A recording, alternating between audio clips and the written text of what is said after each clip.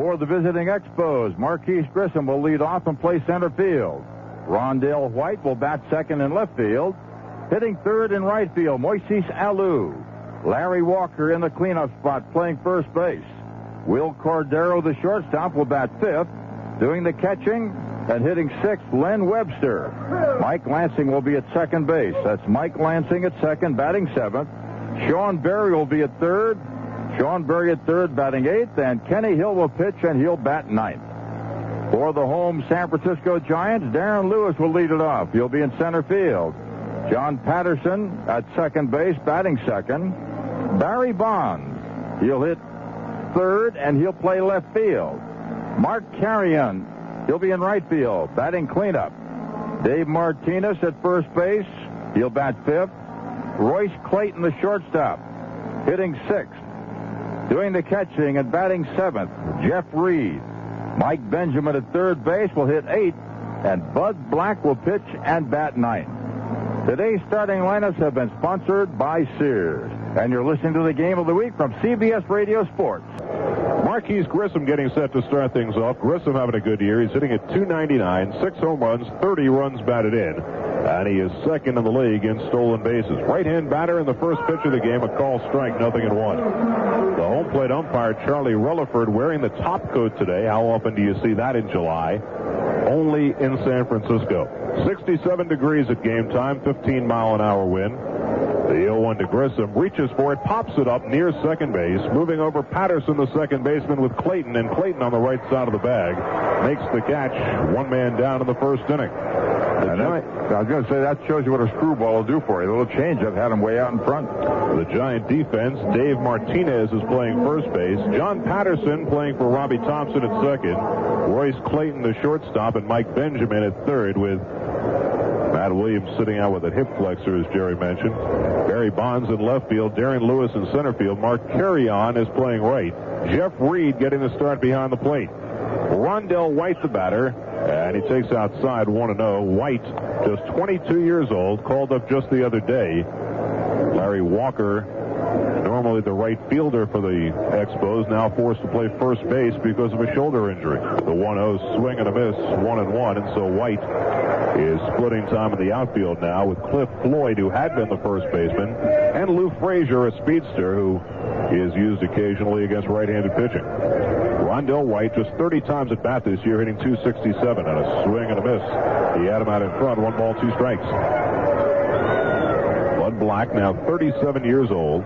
He had his birthday just the day before yesterday. A lifetime record in the big leagues of 114 wins and 112 losses. The 1-2 pitch, breaking ball in the dirt, stopped by Reed. 2 balls, 2 strikes. Bud Black now in his 13th major league season. First game up with Seattle, then about 7 years with Kansas City, Cleveland, and then now in his 4th year with the Giants. Swing and a miss, he got him. And Black fans Rondell White, that's the second out. So 2 up and 2 set aside by the Giant left-hander, and here is Moises Alou. What a story this guy is. The son of the manager, Moises Alou, last year suffered one of the more devastating injuries you're going to see on a baseball field. Trying to stop between first and second base. His spikes got caught on the turf. He suffered a broken leg, a dislocated ankle. It was just one ugly mess, and there was speculation that Moises Alou might not only miss a lot of time, but that he might never play baseball again. And here he is rehabbed to the point where he is one of the best hitters in the National League this year. And he takes the pitch low inside, ball 1. That's encouraging news for Ron Gant, who has a severe leg injury and is trying to fight his way back now with the Cincinnati Reds. I don't know when he's going to play, but he's trying. Now the 1-0 pitch, in at the knees for a strike, 1-1. They say that Alou does not run quite as well as he did, but if he's about 90%, it's still plenty. He's hitting at .346. That's 4th best in the National League.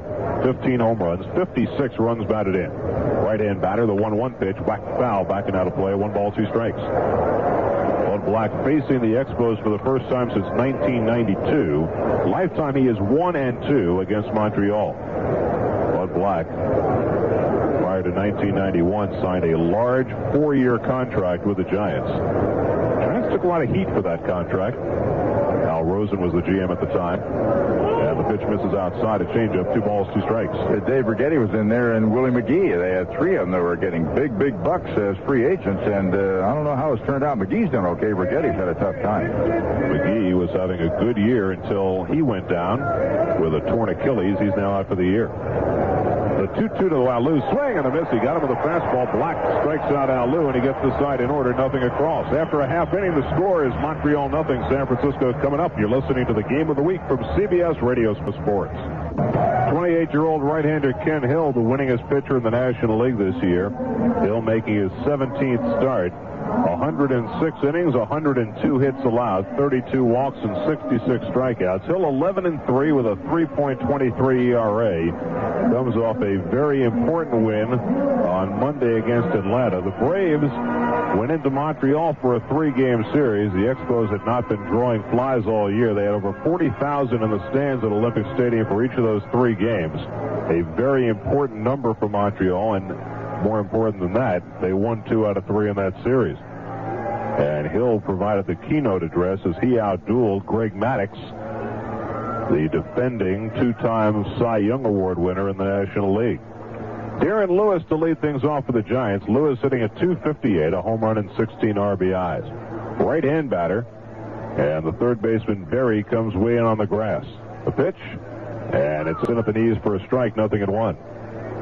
Darren Lewis had gone 392 games from the start of his career without committing an error until the night before last. He finally made an error. The 0-1 pitch, ground ball chopped over the mound. Tough play. Cordero can't get it. It's into center field, a base hit. So Lewis has opened the last of the first inning with a bouncing single through the middle. Well, home plate's like the AstroTurf, and that's what happened. One big shot right over the top of that home plate. Another kangaroo hopped into center field, and Cordero had no chance. And so John Patterson will be the batter with a runner at first. Darren Lewis, the leading base stealer on the Giants. He has 21. Giants do a lot of running, and so do the Expos. The Expos lead the league in stolen bases with 98. The Giants are 4th in the league. They have 73 steals. John Patterson, a switch hitter, had a big night last night in the Giants' 14-7 bombardment of the Expos.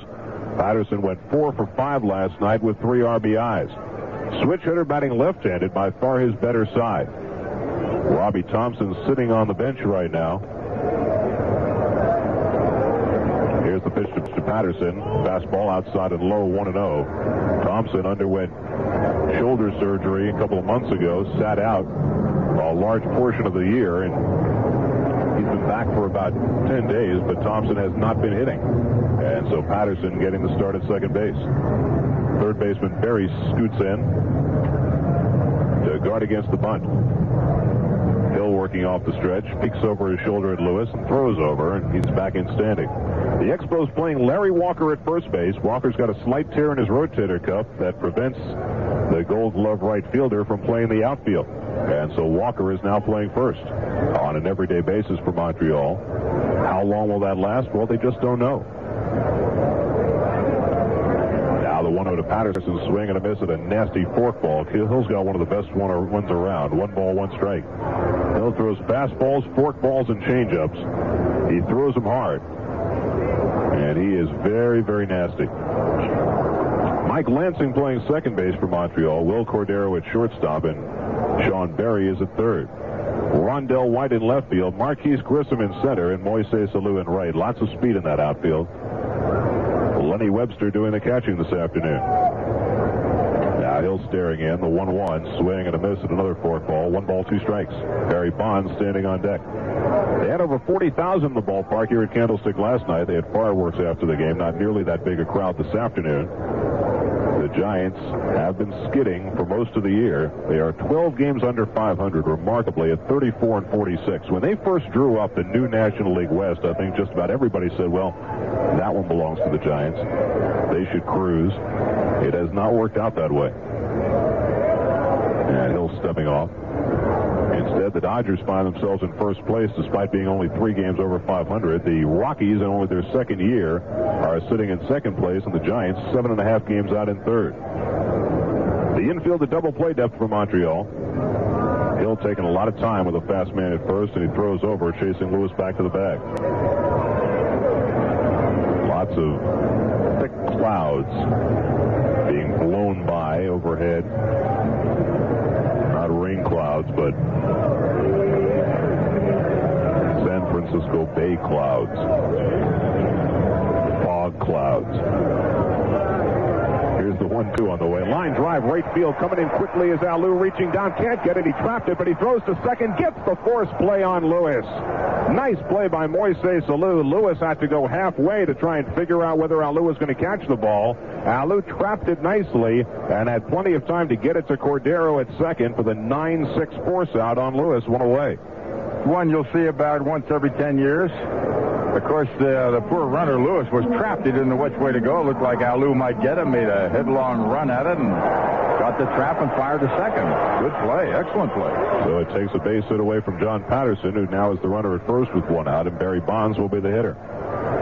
Barry, the most valuable player in the National League 3 of the last 4 years, including the last 2 in a row. But this year, not MVP-type numbers. He's hitting at .288. 21 home runs, 50 runs batted in on a throw to first, and Patterson goes diving back in. You know, the way Kenny Hill is going, he's going to put blisters on his fielder's feet. He's pitching so slow and so deliberately. Believe me, I can tell you, when you're a fielder with a guy like this, he'll drive you right up the wall. You fall flat every now and then, you get hurt.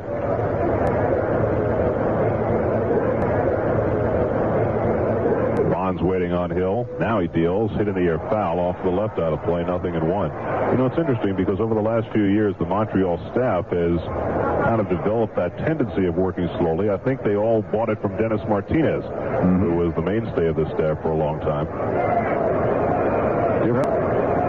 Different teams go about things different ways. Amen. You know, of course, the pitching coach could have a lot to do with it. Joe Kerrigan could shake it up, but when this happens, especially in the middle of the game, you really get back in your heels.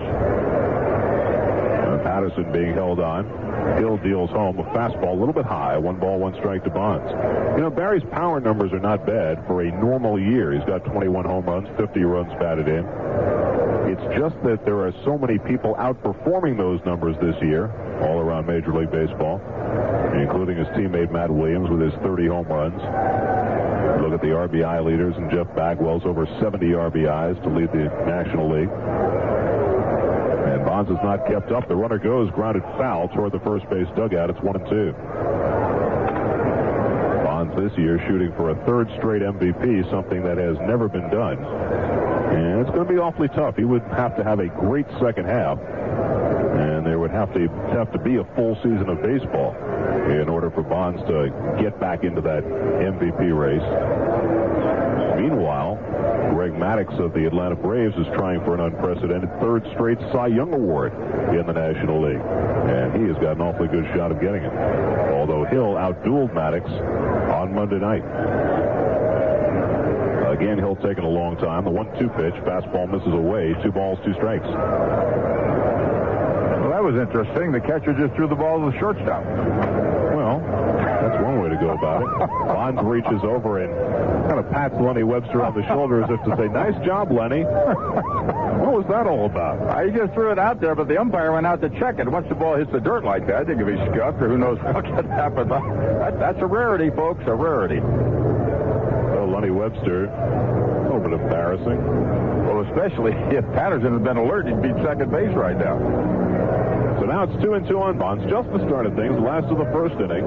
No score. 1 out and a runner at first. The outfield straight away against Barry. Now the runner goes. The 2-2 outside. Here's Webster's throw to second. Way off the mark, and it's a stolen base for Patterson. The throw sailed on Webster that time. Shortstop Cordero had to reach high and wide to get it. For Patterson, his 6th stolen base of the year. So now it's a 3-2 count on Bonds. See, Patterson had a great jump, and the catcher missed the second base, though, 8-10 feet. The long miss. They will steal bases with Kenny Hill on the mound. He does not have a reputation of holding runners all that well. And Patterson able to get one there. So now Bonds looking to pick up the runner from second base. Mark Carey on a right-hand batter is on deck. Here's the payoff pitch, hit in the air foul off to the left out of play, still 3-2. Hill in his last start, that start against Atlanta, walked 6 batters.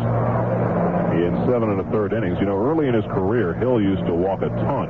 When he first came up with the Cardinals, his first full season, he led the National League in walks. And as happens with a number of pitchers, his control has improved as his career has gone along. Of course, Bonds draws more walks than anybody in the league. The 3-2 is high, ball 4, and there's a walk to Bonds. The 56th walk that Barry has earned this year. So now 2 aboard with 1 out, and Mark Carrion will come up. Giants have been playing mix and match in right field ever since Willie McGee went down with the torn Achilles tendon that has put him out for the year. You know, when you win championships, you tend to play injury-free. And it just seems as though the year after you win a championship, or come close to one, the injuries just seem to multiply. Let's look at the Phillies this year. Runners lead from first and second. Carrion hitting at .263. He's had just 76 at-bats this year. The Phillies right now are playing without Lenny Dykstra, Darren Daulton, and Dave Holland, who only happen to be their 3 best hitters. And 3/5 of their pitching staff is out. Hill deals home, and Carrion takes high 1-0. So far, it's last year's American League MVP who tops the list of candidates to start at first base for the 65th All-Star Game. He's Frank Thomas of the Chicago White Sox. And after the starters and their teammates are announced tomorrow night, hear from your favorite players when CBS Radio Sports presents Meet the All-Stars on Monday, July the 11th. Now Ken Hill ready to work to Mark Carrion. The runner goes for third and a foul ball off to the right out of play. Patterson was stealing third, but Carrion fouled the pitch away. Not a double steal. Bonds was holding at first base.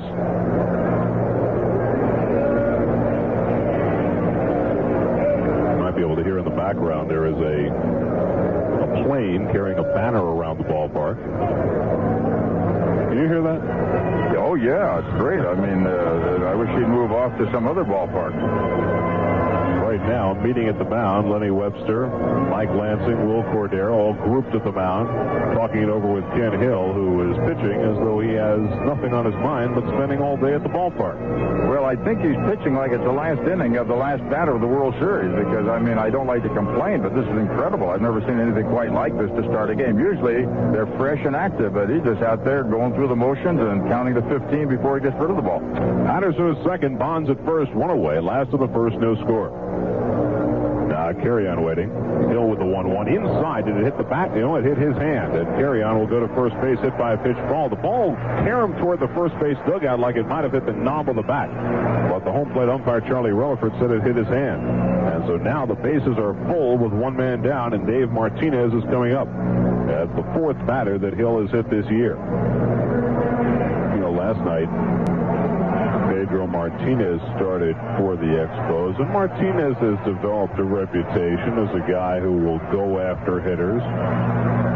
He has hit several this year and prompted a couple of brawls along the way. Well, last night Martinez had a bad night. He got knocked out in the 2nd inning. He didn't hit any batters, but he hit an umpire.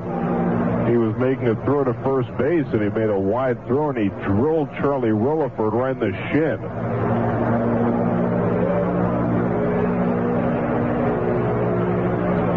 The umpires are going to go back at him. Very unusual young man, I must tell you. The pitch to Martinez. Ground ball hits to second. Lansing has it. Throws to second for 1. That's all they'll get as a run comes home. They get the force at second on Carrion. In to score comes Patterson, and the Giants take a 1-0 lead.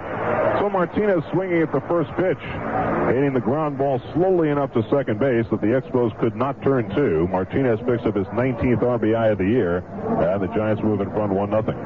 Friends, here's a reminder from Days Inns.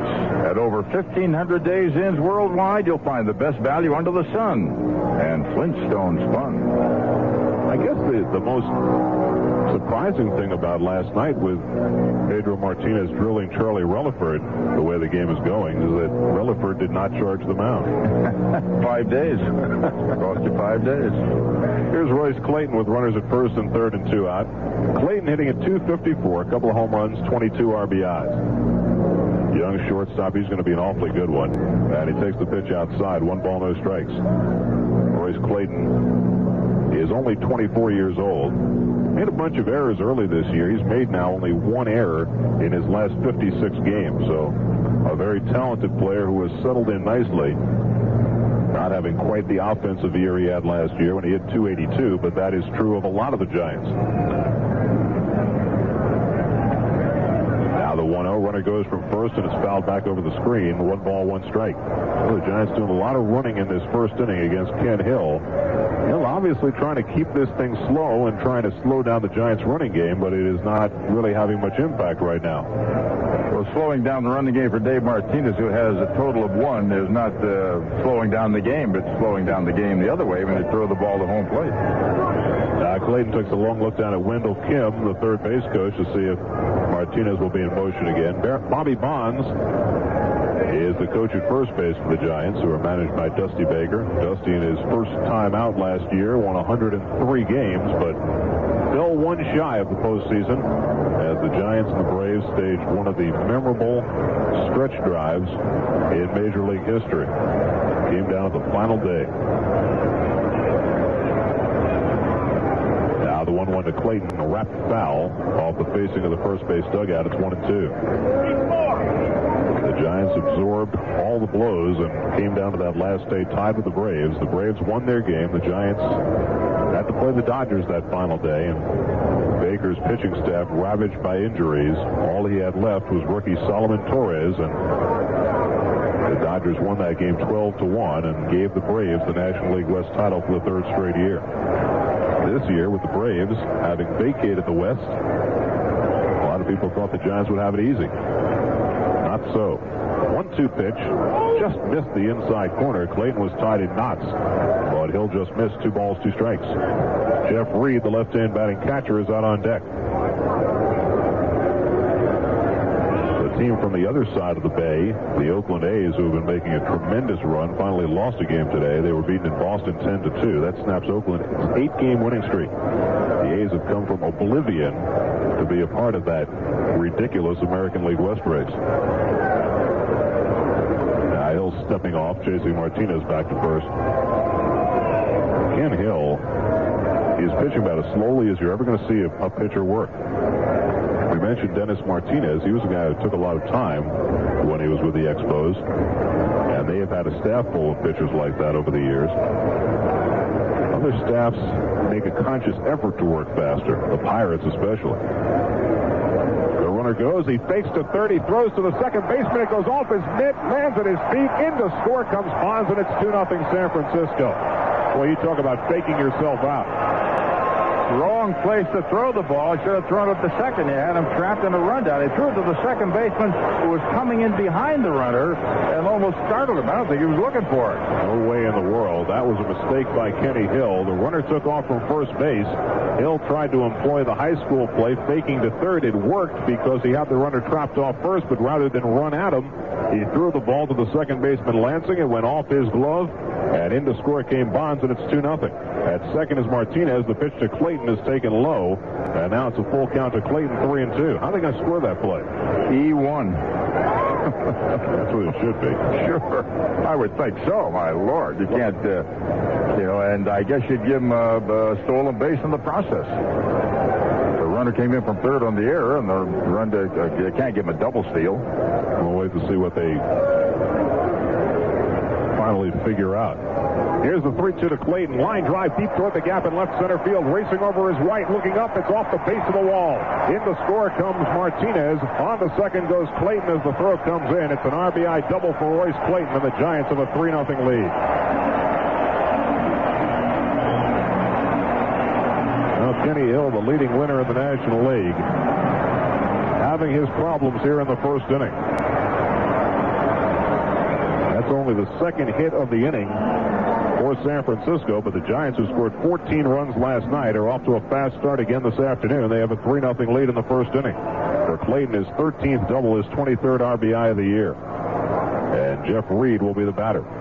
Reed, the backup catcher, playing for Kurt Manwaring this afternoon. Reed has had only 67 at-bats, and he's hitting at 147. Left-hand batter up with a runner at second and 2 out. Hill stares back at Clayton. Now deals home. And he misses low 1-0. Let's pause 10 seconds for stations to identify themselves on the CBS Radio Network. The Colombian National Police have arrested 2 suspects in the shooting death of a soccer star, Andres Escobar. He was killed early this morning in retribution for scoring against his own team. More later on WFAN New York. With Jerry Coleman, I'm Gary Cohen, the CBS Radio Sports Baseball Game of the Week. We're in the first inning. The Giants have 3 on the board, and now they're going to walk Jeff Reed intentionally after falling behind him 1-0. So they will bring up the number 8 hitter, Mike Benjamin, with a couple of men aboard. Jeff Reed is hitting at 147, and he's getting an intentional walk. Well, you know, I don't know what's going on with Ken Hill, but this is a terrible effort for the guy that's the best pitcher in the National League. I mean, he's doing everything backwards. The air activated the run. He's given up hits. He's hit batters. 2 walks. Man, oh, man, what a bad inning. They finally credited Dave Martinez with a stolen base on that weird play, and then Barry Bonds comes in to score on the error by Hill, throwing the ball away. Well, here's Mike Benjamin. He's filling in at third base today for the injured Matt Williams. Matt had a big night last night. He hit his 30th home run, drove in 5 runs, but he strained his left hip flexor, and so Williams is sitting it out today, and Benjamin getting the call at third base. He has played very little, only 43 at-bats this year. He's sitting at 209. He's a utility guy. He can play short, second, third. Right-hand batter. Clayton is on second. Reed on first, 2 men down. 3 runs home in the inning. And Hill delivers, and it's in the dirt. 1 ball, no strikes. Bud Black, the pitcher, with his jacket on, comes out on deck. So the Giants scored 14 runs last night, and they're off to a fast start this afternoon.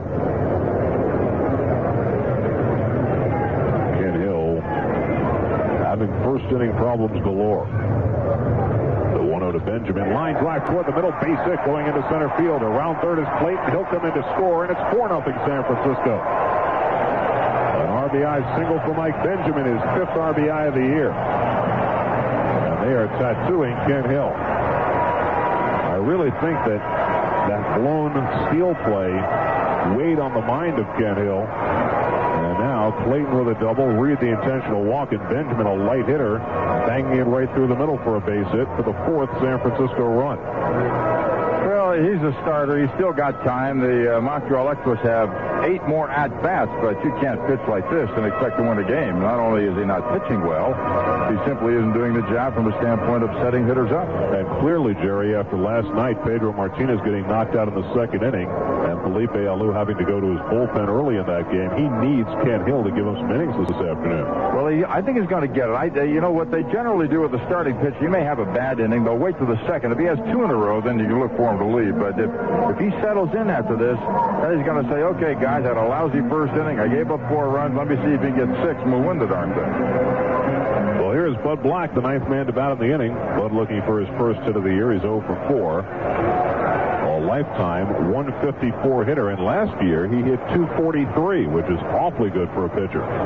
Left-hand batter, 2 men aboard with 2 men down. 4 runs are home for the Giants. And the pitch is low inside, 1 ball, no strikes. I'm trying to figure out whether Hill has been ahead of a hitter in this game. Not many. He was ahead on Patterson 1 and 2, and Patterson hit that drive to right that turned into a force play. That was a break for Hill. He got an out on what should have been a base hit. The 1-0 pitch, line drive left field, base hit for Black. Heading for third is Reed. He's being held up there by Wendell Kim, and the bases are loaded. So Bud Black gets into the act. The 4th hit of the inning, an opposite field single. Well, they got to go to the bullpen now, start looking, at least get somebody ready. This guy will have to give up 15 runs before the game gets off the ground.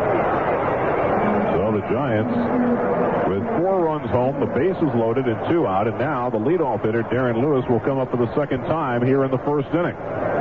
Lewis led things off with a chopper that went through the middle for a leadoff single. He was then erased on that 9-6 force play on the drive hit by Patterson to right field that Alou scooped up and made a good play on. Hill will work out of the full windup here with the bases loaded and 2 out. Trying to find some combination that'll get him through this inning. The pitch to Lewis, fastball down the middle for a strike, 0-1. The first run came home on the fielder's choice, hit into by Dave Martinez. The second run scored on the error after Hill tried to throw the ball to his second baseman on a steal. Fouled straight back, 0-2. Clayton drove in the third run with a double, and Benjamin got the fourth run home with a single. It has been an excruciating inning for Ken Hill. Now he's ahead on Lewis, 0-2. Stares in, gets a sign from Webster. 2-strike pitch, it fouled back over the screen out of play, still 0-2. And still nobody throwing in the Montreal bullpen. The Expos, unlike most teams these days, are going with only 10 pitchers, which means you've only got 5 guys available in the bullpen. And if, as was the case with Montreal last night, your starting pitcher gets knocked out early one night, it's awfully tough to go to that bullpen early 2 days in a row. The 0-2 pitch hit on the ground to second base, should end the inning. Lansing flips to second for the force play. That finally retires the side, but 10 men came up. The Giants scored 4 runs on 4 hits, 1 error, and 3 men left. After 1 inning on our CBS Radio Sports broadcast, the score is San Francisco 4, Montreal 0. Bud Black staked to a 4-run lead, comes out to pitch in the second inning on our CBS Radio Sports Game of the Week. It's the Giants and the Expos from Candlestick Park. The Giants with a 4th spot in the first inning off Ken Hill, and Larry Walker will lead off the second inning for Montreal. Walker hitting at .312. Left-hander against left-hander, trying to bunt his way on, and he fouls it back over the screen, 0-1. Larry Walker, an all-star performer for the Montreal Expos and a Gold Glove outfielder, but over the last few weeks it became apparent that something was wrong with Walker's shoulder. He finally had it tested. They found a slight tear in his rotator cuff, and so they are now playing Larry Walker at first base, something he hasn't done since the minor leagues. The 0-1 pitch, fastball away, 1 ball, 1 strike. Also one of the best arms in baseball. You lose that in right field, you lose a lot. On top of that, will he or won't he? Going to sign or not sign? That's another story with him. The 1-1 pitch, swing and a miss, 1 ball, 2 strikes. Well, there was certainly ample speculation earlier this year that the Expos would trade him before he became a free agent at the end of the year. He's not really tradable right now with that bum shoulder. Now Black had 1 and 2. The pitch to Walker, swing and a miss. He got him up and in. Black has his 3rd strikeout. He spanned the last 3 to face him. That lefty Grove out there, Bud Black. Who is it? Man, I never knew he could throw the ball that hard. Well, obviously the time off has revitalized the left arm of Bud Black. 1 out and nobody on in the second. And here's Will Cordero. He's been red hot. Cordero has his batting average up over 300 now. He's batting at .303, 10 home runs, 39 runs batted in. Cordero makes a lot of errors at shortstop, but he is still a very young player, 22 years old. Now the pitch by Black. Hit in the air to deep left field. Back toward the corner goes Bonds. Back at the track, near the wall, jumping. It's out of here. Home run, Will Cordero, and the Expos are on the board. It's now 4-1 San Francisco. When you look at Cordero, Gary Cohen, here's a guy hitting in the 5th spot and the shortstop. And the only people I can think of that were in power positions like that were Ernie Banks and Vern Stevens. And we go back many years to Vern Stevens of the Red Sox and Banks for the Cubs. Usually the shortstop for 7, 8, and 9 down the line. But this guy's in that power spot. He has been moved up in the batting order as the year has gone along, and Cordero shows why as he lofts his 11th home run of the year. He now has 40 runs batted in. So the Expos get 1 back here in the second. It's now 4-1. And that's the first home run Bud Black has allowed, now making his 3rd start of the year. So he had retired the first 4 before the home run by Cordero, but if you're going to give up home runs, that's the place to do it, with a nice lead and nobody on base. Pitch to Lenny Webster, and it's taken it low, 1 ball, no strikes. If you're sitting on that Montreal bench, you look at Bud Black, you say, hey, that guy can't shut us out. So you know that even the 4 runs in the first inning are damaging, but they're not going to kill you. 1-0 to Webster. In these for a strike, 1-1. Webster, the backup catcher, hitting at .310, couple of home runs, 16 RBIs. Darren Fletcher is the regular catcher, and Webster getting the start against the left-hander. The 1-1 on the way, swing and a miss, 1 ball, 2 strikes. Lenny Webster, 29 years old, former Minnesota Twin. Last year played with the Twins, and in limited playing time hit just .193, and this year he's hitting .310 after moving to the other league.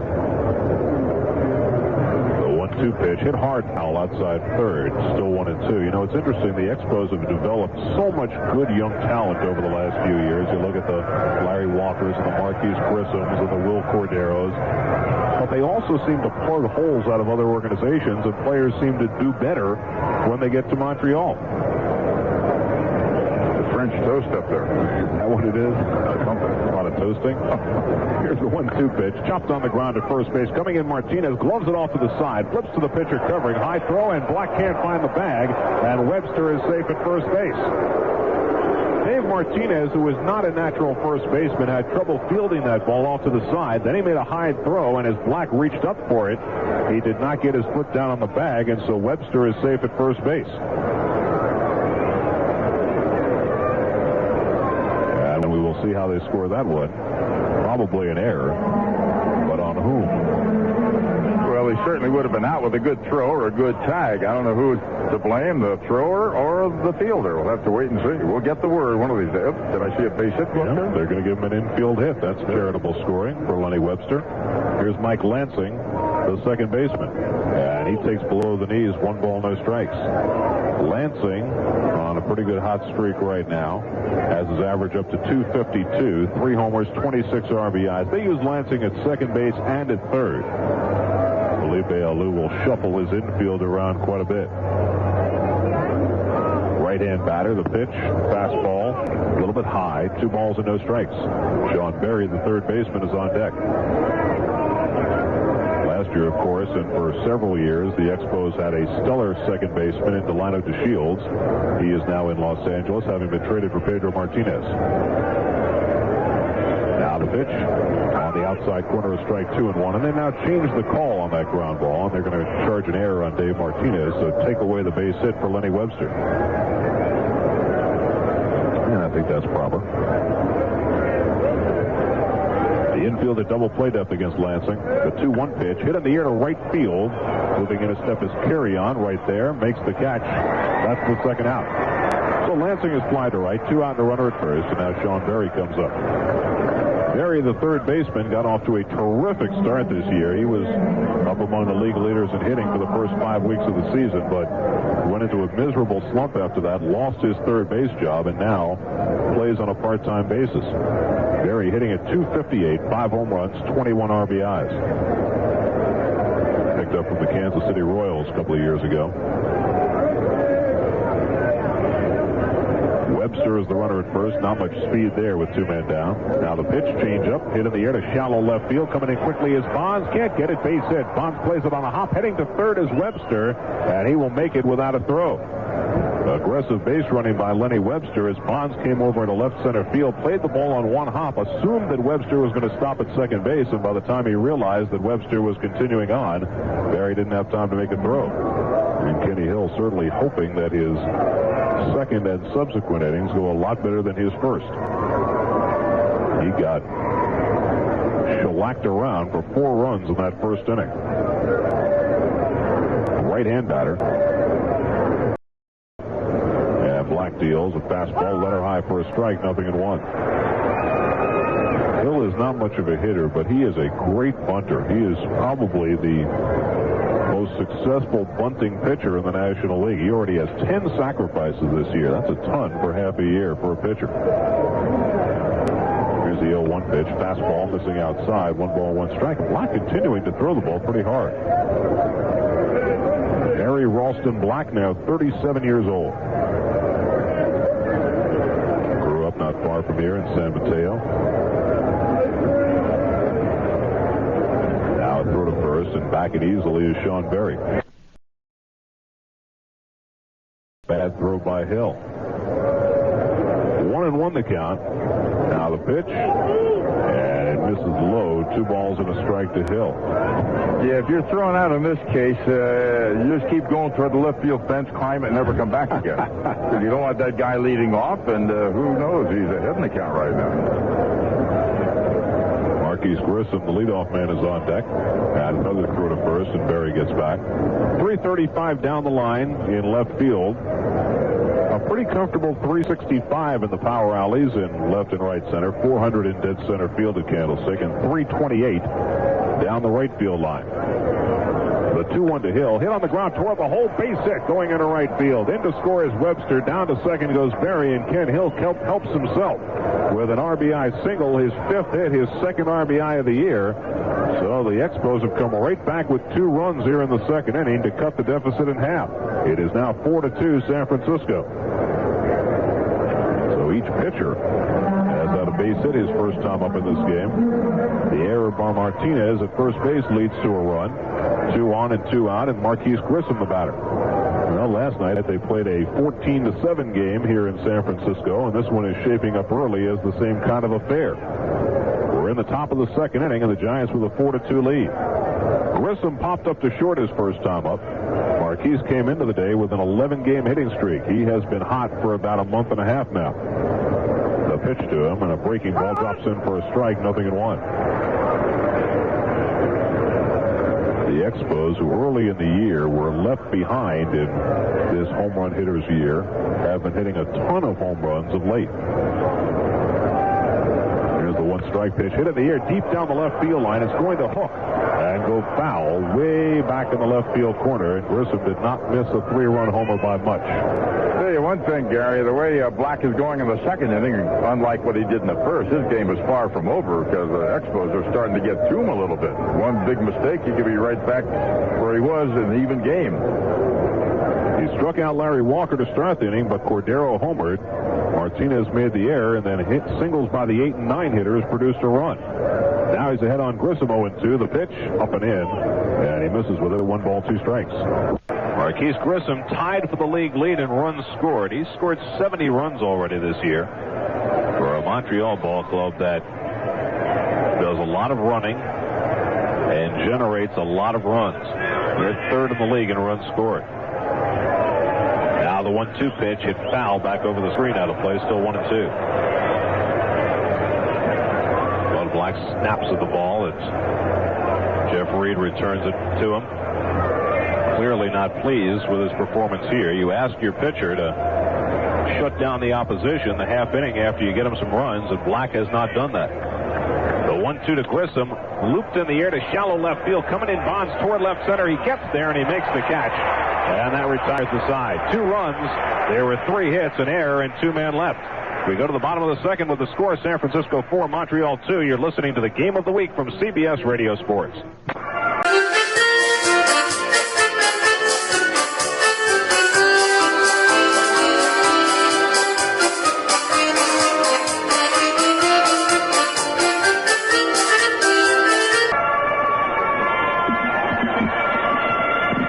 Home 2nd inning, and John Patterson will lead it off for the Giants. Giants got 4 runs in the bottom of the 1st inning, sending 10 men to the plate. And the Expos came right back with 2 in the top of the 2nd off Bud Black. So now Ken Hill, with the deficit sliced in half, will try and hold the Giants in the 2nd. Patterson hit into a force play, stole a base, scored a run in the 1st inning. Switch hitter batting left takes a fastball high, 1 ball, no strikes. Patterson's force play was of the unusual variety. Hit a liner to right that appeared to be a base hit when Moises Alou trapped it, but he got a force on Darren Lewis at 2nd. Line drive right field. This one Alou is in front of, and he makes the catch, 1 man down. So Patterson hit it a little higher this time, and Alou able to grab it for the 1st out. In the American League this afternoon, Boston ended Oakland's 8-game winning streak 10-2 at Fenway. Tom Bernansky had a grand slam. Mo Vaughn and Wes Chamberlain also homered in support of Aaron Seeley. Cleveland beat Minnesota 9-1. Charles Nagy went the distance on a 5-hitter. He's now 7-4. The Indians are now 27-11 at Jacobs Field. Here's Barry Bonds, who walked and scored in the 1st inning. Takes the pitch low, 1-0. And the Yankees have now lost 3 in a row. The Mariners got 19 hits at the stadium today and beat the Yankees 12-6. Dave Fleming bested Jimmy Key, the end of Key's 11-game winning streak. The 1-0 fastball misses inside to Bonds. 2 balls and no strikes. And those are the only other day games in Major League Baseball today. Everything else in the National League goes tonight. Now Hill behind on Bonds, 2-0. The pitch, line drive center field. Moving over in front of it is Grissom, makes the grab, 2 men down. So the first 2 hitters here in the 2nd inning, Patterson and Bonds, have both hit the ball hard, but they have both hit it at Expo outfielders. So Hill, if not better, at least has been more fortunate here in the 2nd inning. 2 out and nobody on for Mark Carrion. Carrion was hit by a pitch in the opening inning. He has 6 hits in his last 11 at-bats, so Carrion's been swinging the bat well. You know, you look at a team coming off a big year, it takes a lot of contributions, a lot of people having career-type years. Here's the pitch by Hill, check swing, and he went around 0-1. And Carrion was one of those guys last year. He was a part-time player. He hit .327 coming off the bench. And this year he's having a more reasonable year. He's at .263. Low and outside, 1 ball, 1 strike. You take a lot of people with fall-offs like that, add in a couple of key injuries, and all of a sudden, a magical year becomes a disappointing year. And that's what 94 has been for the Giants. The 1-1 pitch hit foul back over the screen, out of play, 1-2. Still in all, the Giants are not out of the National League West race by any means. They're only 7.5 games behind, with no dominant team in that division. 1-2 pitch, chopped on the ground, foul outside third, still 1-2. Dave Martinez, the on-deck batter. We're in the last of the second. Giants leading the Expos 4-2. 7th meeting of the year between these two teams. The Expos have won 4. The Giants have won 2. They have split the first 2 games in this series. Carrion, former Met, former Tiger. Pitch, ground ball hit toward the hole, base hit going into left field. And so Carrion pulls one through the hole into left. It's played back in by White. And the Giants have a 2-out base runner. So Hill is not exactly fooling anybody right now. All 3 hitters here in the second inning have hit the ball pretty hard. And now here's Dave Martinez. Martinez came up with a couple of runners on in the first inning, hit into a force play that got a run home. Later stole a base. Giants had a couple of steals in that first inning. And as he stole, Hill threw it to the second baseman between first and second, and Bonds came home on the air. The pitch is taken low, ball, no strikes. Dave Martinez has been playing just about every day since Willie McGee went down. He's playing first base today in place of Todd Benzinger. Benzinger sitting it out with an injured toe. He's got an infected blister on that toe, keeping him out of the lineup. The 1-0 to Martinez. Ground ball hit to the right side. To his left goes Lansing. He's got it. Underhand flip to Walker, and the side retired. No runs ahead and a man left on after 2 innings on our CBS Radio Sports broadcast. The score is the Giants 4, the Expos 2. WFAN New York.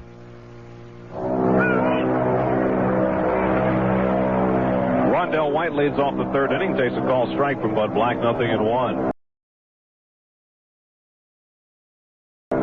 It's the game of the week from CBS Radio Sports at Candlestick Park in San Francisco. White grounds one foul up the third base line, 0-2. The Expos 2 runs, 3 hits, and 1 error. The Giants 4 runs, 5 hits, and 1 error as we start the third. Rondell White, the rookie outfielder from Georgia, struck out his first time up.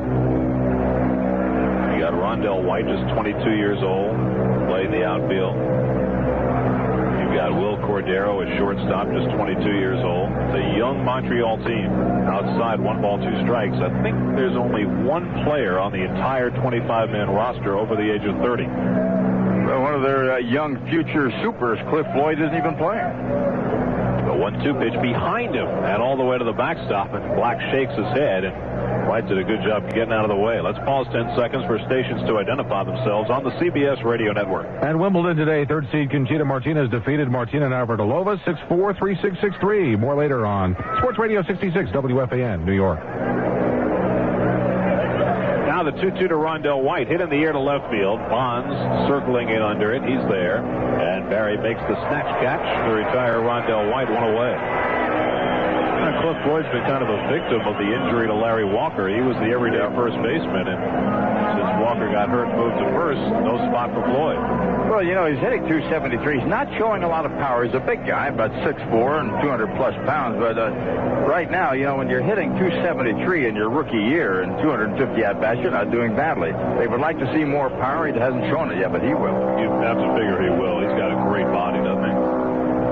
Here's the pitch to Alou, low and outside, 1-0. Not only that, but here's a guy 6'4", 230 pounds. He can run. Yeah. Good athlete. Yeah. Moises Alou has fanned his first time up. Now Black delivers outside. 2-0. You think that plane's flying a little low? No, what they're doing, they're getting even with you for what you do to us when we go to Shea Stadium and those planes take off. They're just sort of a comeback, get rid of those Met announcers. But they don't stay all day. The 2-0 pitch on the inside corner, 2-1.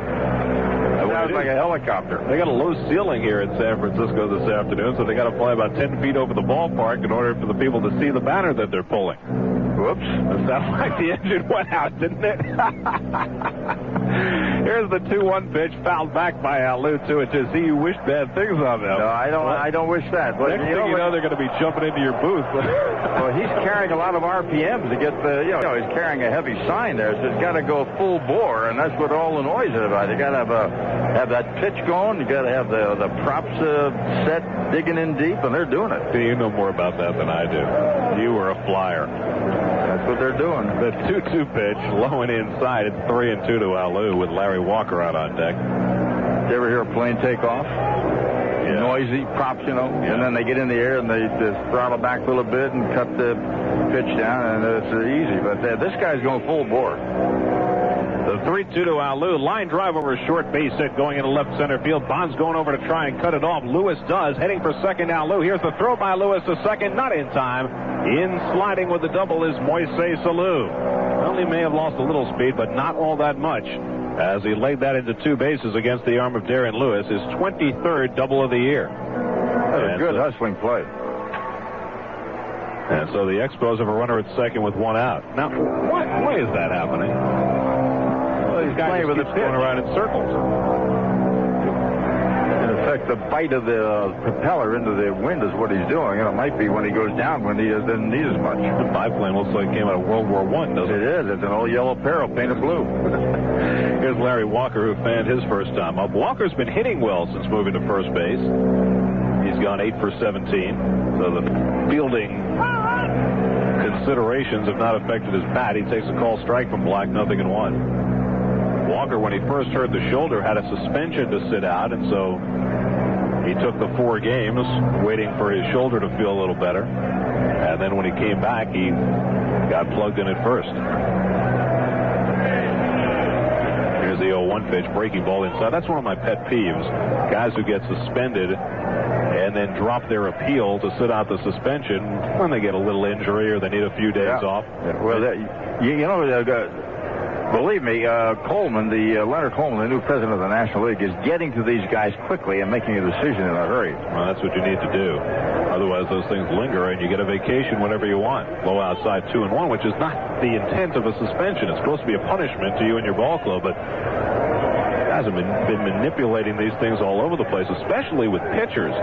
They handed out these 8-game suspensions to John Smoltz and a couple other people, trying to get them to miss 2 starts. But it hasn't worked that way. The 2-1 pitch hit on the ground toward the middle. Base hit going into center field. Now Lou turning third. He'll come in to score. And it's now a 1-run ball game. It's 4-3 San Francisco. Larry Walker with his 58th run batted into the year as he hammered one up the middle. And so the Giants, who had a 4-0 lead, have seen their advantage trimmed to just 1 run. It's 4-3, and the tying run is on first with 1 out for Will Cordero, who lofted a home run his first time up. Gary, Bud Black's the kind of a pitcher, if you're a hitter, boy, you can't wait to get up there. He might get you out, but you don't feel badly that he's going to throw the ball by you or whatever. You're going to get your cut. You like to go up against these guys. He's not that powerful. So now he'll try and deal with Cordero, a red-hot hitter who took him deep his last time up. The pitch to him, low outside, 1 ball, no strikes. Cordero now with 11 home runs and 40 runs batted in. Awfully good numbers for a shortstop. Got a few shortstops in this league now who are capable of hitting the ball out of the ballpark. Andujar Cedeno in Houston has that kind of power. Throw to first, not in time. Boy, the Astros have put together a good ball club. Yeah. How about that Bagwell? Boston is still crying. They are crying. Larry Anderson for Jeff Bagwell. Now, Anderson's pretty much gone, and Bagwell's on his way to being one of the great players in this league. They got a month out of Larry Anderson in a pennant race. Pitch is low. It gets away from Jeff Reed, and on to second base goes Larry Walker. So now the tying run moves down into scoring position. A 2-0 count on Will Cordero. Kind of like the Doyle-Alexander-John Smoltz deal. Smoltz went to Atlanta for Doyle-Alexander. Well, the Tigers won a pennant with him, but boy, here's John Smoltz. Who knows how many years he's got ahead of him? He's only 26. Yeah, it's a classic trade of a veteran late in the season for a unproven prospect, and if the prospect pays off, you get a lot more years. And in the case of Smoltz, in the case of Bagwell, they will keep paying dividends for a long time to come. Now it's 2-0 to Cordero with Walker at second and 1 out. 4-3 San Francisco. We're in the third. And Black steps off, chasing the runner back to second. Lenny Webster, the catcher, is out on deck. There may not be too many of those moves this year, those veteran players traded for prospects, simply because of the prospect of a strike. If you're a team in a pennant race looking to trade a prospect, you're going to be reluctant to do so, to give up that prospect for a veteran player who may or may not play for you in a stretch drive that might not exist. And a turn towards second. Again, he chases the runner back. Yeah, the unsettled seas, let's put it that way. Nobody really knows what's going to happen. And I think it leaves everybody a little bit unnerved, rather. But don't know what's going to happen. Well, it makes you reluctant to make any hard and fast decisions for games that may or may not be played. And a pickoff try, throw to second, and Walker gets back ahead of the tag by Patterson. I thought it was very interesting early this week to read quotes from Don Fear, the Players Association chief, who now says that at that meeting the day before the All-Star break, they might not set a strike date. They may not be able to, but they're still negotiating. They've got to, submit different plans back and forth. Well, the more they talk, the better it is for everybody. Here's the 2-0 pitch. In at the knees for a strike, 2-1, because through this entire period, since the contract was reopened late in 1992, there has been no negotiating. And there are people who say, hey, nobody wants a strike. Put all these guys in one room and don't let them come out till they figure out a solution. I'll stand guard. Instead, all they do is hold press conferences and posture. The 2-1 pitch, outside and low, 3-1, and that goes for both sides. Don't present plans to the public. Present them to the other side and listen to what they have to say and work it out. That's what you're there for. 3-1 the count to Cordero. Black struggling here in the third inning. He has a tough pitch to make here. And again, Black steps off and chases Walker back to second base. He's already made one pickoff throw to second base and has stepped off several times, trying to keep Walker from getting too big of a jump off second. And Walker's got the advantage. You have a right-hand hitter up there. It makes it tough to throw to third. Walker can run. He's got 11 stolen bases, so he may be just testing to see how far he can go. The outfield a couple of steps toward left against Cordero. Now Black again spending a lot of time staring at Walker, and finally time is called. Cordero asked for it. Black went ahead and threw the pitch. So cat and mouse games. Hitter, pitcher, runner. All with their different agendas. Meanwhile, Black needs to pay more attention to Cordero. He's behind him 3-1, and he is in danger right here of losing the lead entirely. Pickoff play, throw to second. He got him! Oh, my goodness. He got Larry Walker, who can't believe it, and he's going to talk it over with Rich Rieker, the second base umpire. Patterson came over for the second time, took the throw from Black, and slapped the tag down on Walker, who was unable to get back in, and Bud Black, after all of that, picks Larry Walker off second base. And from here, he was dead out. He had him. Great play. And that shouldn't happen to a runner when you're in a spot like that. The pitcher's looking at you, and he keeps throwing back out there. He's the tying run. He isn't anymore. He's going to sit on the bench. That is a big play by Bud Black. Black has a reputation for picking people off first base, but second base is another animal entirely. So now he can work out of the full windup to Cordero. The 3-1 pitch, pops it up on the right side of the infield, backing up Patterson. Coming in right fielder, Carrion into short right field, and Carrion makes the catch. That retires the side. 1 run, 2 hits, and nobody left. After 2.5 innings, the score is San Francisco 4, Montreal 3. You're listening to the Game of the Week from CBS Radio Sports.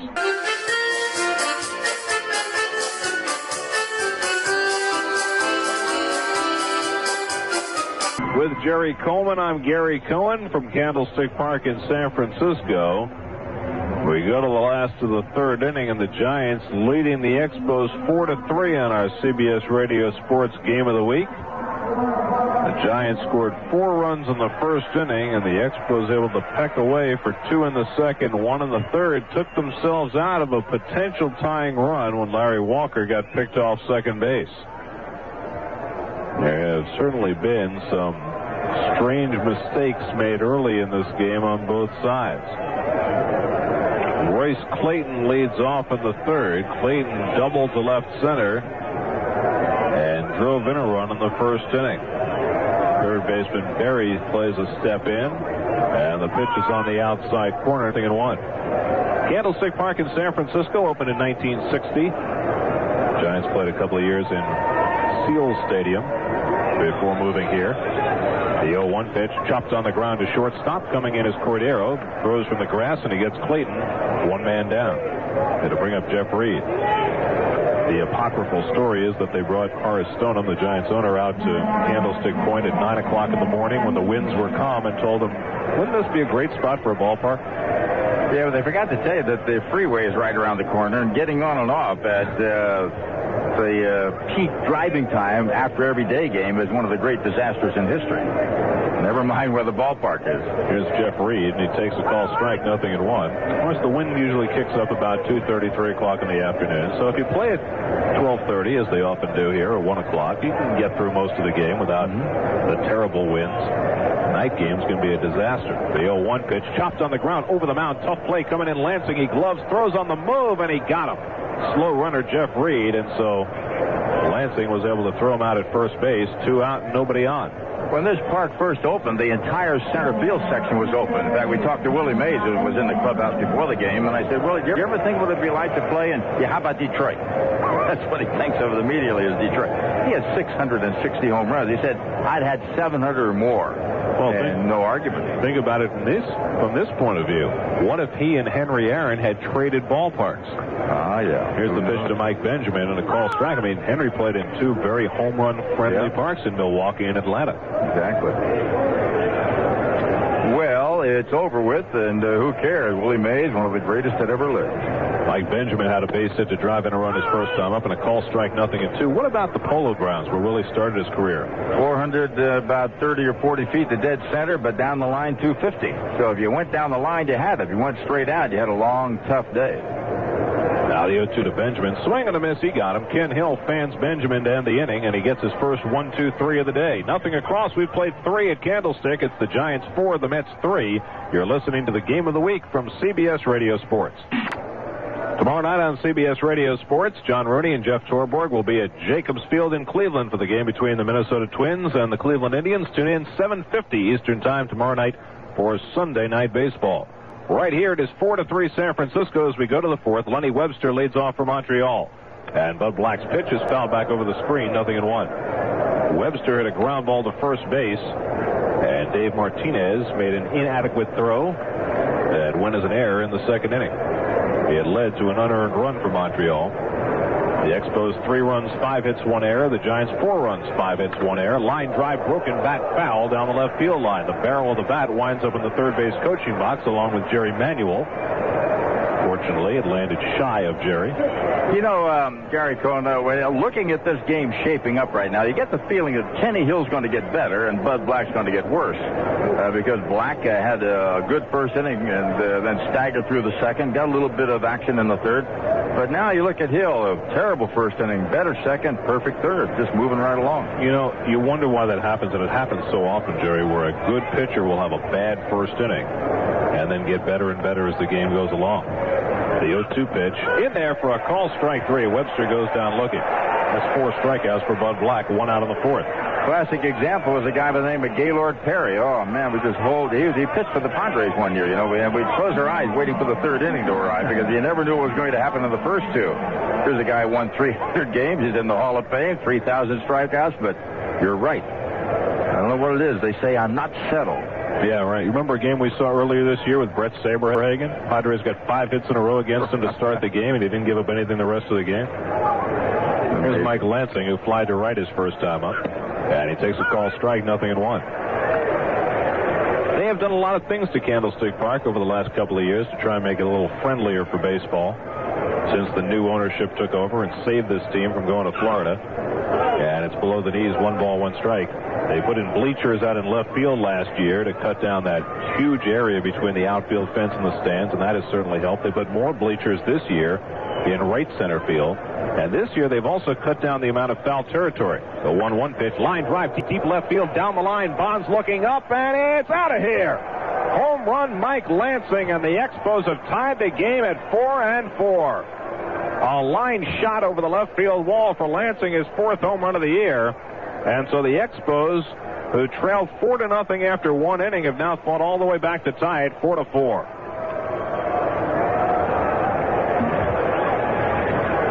Just as Jerry said, Bud Black getting a little bit weaker as this game goes along. You know, one thing they talked of trying here was AstroTurf because of the wind, and it would blow such a gale of dust into the stands that people didn't want to sit down in the choice box seats. Then they got some kind of turf that covers the area that surrounds the grass, which helps a little bit. And they also now have a warning track that is made of synthetic surface, so the dust won't blow there. Pitches outside to Sean Berry, 1-0, but this year they put in about 4 rows of club boxes on the first and third base sides.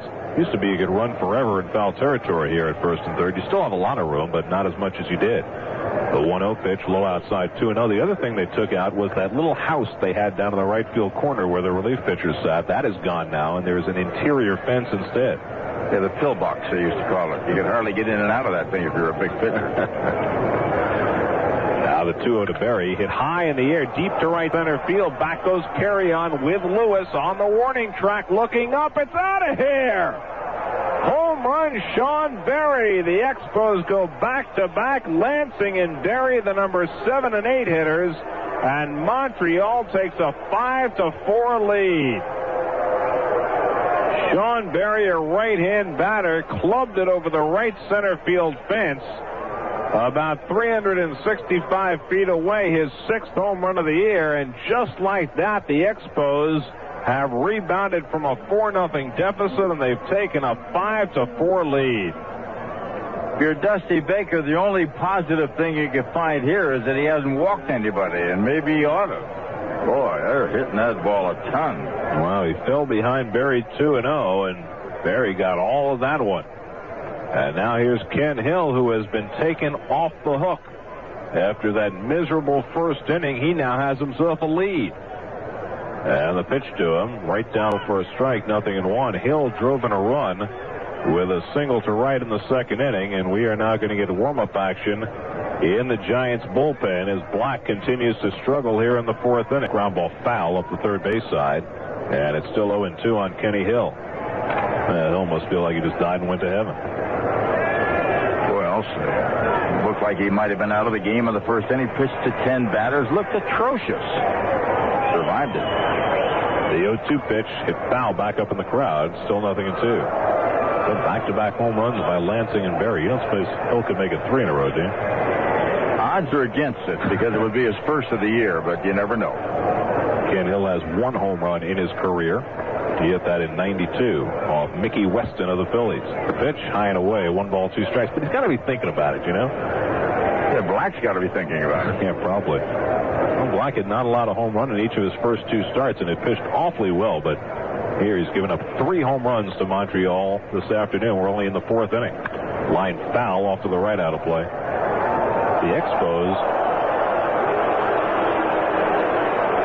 got off to a very slow start in the power department this year, but in the month of June, and they had a great June, they hit 37 home runs in the month. The 1-2 pitch, chopped on the ground over the mound. Coming in is Clayton. He has it in front of the bag. Throws on to first to retire Hill. That's the 2nd out of the inning. So Hill is set down on a ground out. 2 out and nobody on after the back-to-back home runs, and Marquise Grissom will be the hitter.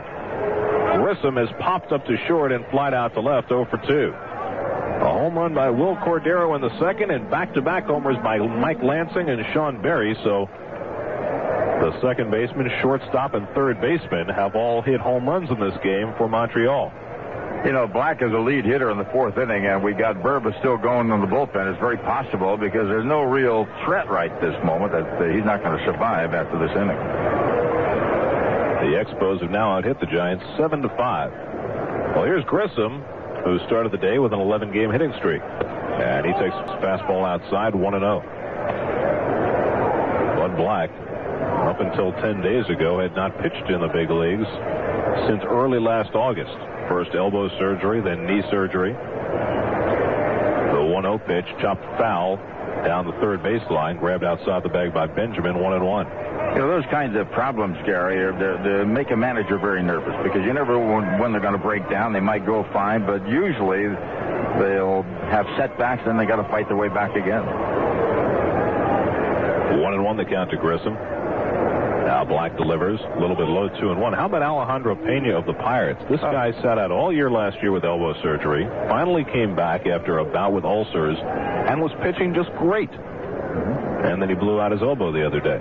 The 2-1 pitch, popped it up outside of first, a foul ball. Martinez has a play near the coach's box. He's under it, makes the catch, and in foul ground. That retires the side. 2 runs, 2 hits on the back-to-back home runs, and nobody left. We're in the middle of the fourth inning with the score Montreal 5, San Francisco 4. You're listening to the Game of the Week from CBS Radio Sports. Well, they will leave Bud Black in the game to take his turn at bat in the bottom of the fourth inning. The Expos now leading 5-4, and Black takes a strike from Kenny Hill, 0-1. Hill has retired the last 4 batters to face him. He had a very difficult first inning, gave up 4 runs and 4 hits, but now appears to be settling into some kind of a groove. The 0-1 pitch, fastball right down the middle, 0-2. Darren Lewis and John Patterson to follow here in the last of the fourth. The groove he's in is that he's throwing strikes now, which he didn't do in the first inning. Ken Hill bidding for his 12th win of the year. He is the leading winner in the National League. Outside and low, 1-2. Jimmy Key was going for his 13th win for the Yankees today. He lost. Mike Mussina won his 12th game in strange fashion for the Orioles last night. What a game that was at Camden Yards. Now the 1-2 pitch, a little bit low, 2-2. 11 home runs hit to tie the Major League record. The Orioles hit 6 of them. The Angels hit 5 of them. You were involved in one of those 11 home run games, weren't you, Jerry? Back at the turn of the century. Here's the 2-2 to Black, swinging a bouncer foul, still 2-2. 1950. Detroit and the Yankees. Was that in Detroit? In Detroit? Yep. Mm-hmm. Did you have one of the 11? Oh, absolutely. With my power, you know, I just bulging muscles. Oh man, I tore the cover off the ball. I had one of them. Yeah, that was one of my 16 lifetime home runs. Here's the 2-2 pitch, lifted foul, back and out of play. And you know what the comment was after the game was over? Red Rolfe was the manager of the Tigers. Said, well, Jerry Coleman get a home run like that, the ball's got to be juiced up. That's a true story. See, that's even then. This is what, 44 years ago? They said the ball was juiced up then. Happens every year, folks. Now the 2-2 to Black. And he went around on the half swing. Black retired. That's the second strikeout for Kenny Hill. Well, if it's juiced this year, does that mean you could go out and hit one over the wall? Well, I've lost a little on my distance, you know. I'd have to work out a little. Well, you know, Luke Appling hit one when he was, what, 75? Yeah, I know that. I know it. But, I mean, Luke Appling hit 300 and whatever lifetime as a Hall of Famer. You're talking 2 different animals here. 1 out and nobody on in the fourth. Darren Lewis will come up. Lewis batted twice in the first inning. He led off with a single to center field, and then 9 batters later, he hit into a force play to end that first inning. Giants scored 4 times, but now they trail 5-4. And it's popped up down the right field line. Long run for Walker into foul ground near the bullpen area. Reaches, makes the catch. Beautiful play by Larry Walker, lunging as he got back toward the bullpen home plate. He reached out with the glove and made the lunging catch, 2 men down. Let's pause 10 seconds for stations to identify themselves on the CBS Radio Network. World Cup Soccer second round at the half. Spain leads Switzerland 1-0. Germany beat Belgium 3-2. More later on WFAN, New York. Next inning is their hometown inning with Dave Van Horne of the Expos. He'll be with us in the top of the inning, and Ted Robinson of the Giants will join us in the bottom of half of that inning. So hang on, gang. John Patterson takes a fastball outside, 1-0. Kenny Hill has now retired the last 6 in a row. That was a nice play by Larry Walker, an outfielder playing first base. He finally found the angle on the ball. Instinct. Hadn't seen the ball. Instinct. The 1-0 pitch taken low, 2-0. I like those plays when they stick out their glove. Oh, there it is. Well, Walker's had himself an interesting year. Remember that catch he made in right field, handed the ball to the fan in L.A.? Line drive, right center field. That's a base hit for Patterson, headed toward the gap. It'll go back to the wall. Patterson on his way to second as Alou digs it out. And John Patterson stands at second base with a double. Well, Patterson has hit the ball hard now all three times. All three times he's hit it to right field. He had the unlucky force play in the first. Alou caught the ball in the second, and this time he hit it to the gap in right center. And he found the hole for his 8th double of the year. So Patterson on at second base with the tying run with 2 out, and Barry Bonds will try and get him in. Now, do you pitch to Bonds in this situation? Barry has drawn more intentional walks than anybody in the league. Well, it's the old theory, going to put the go-ahead run on or not. I don't care. I mean, most people would say put him on if he's that hot. He's not as hot a hitter as he's been.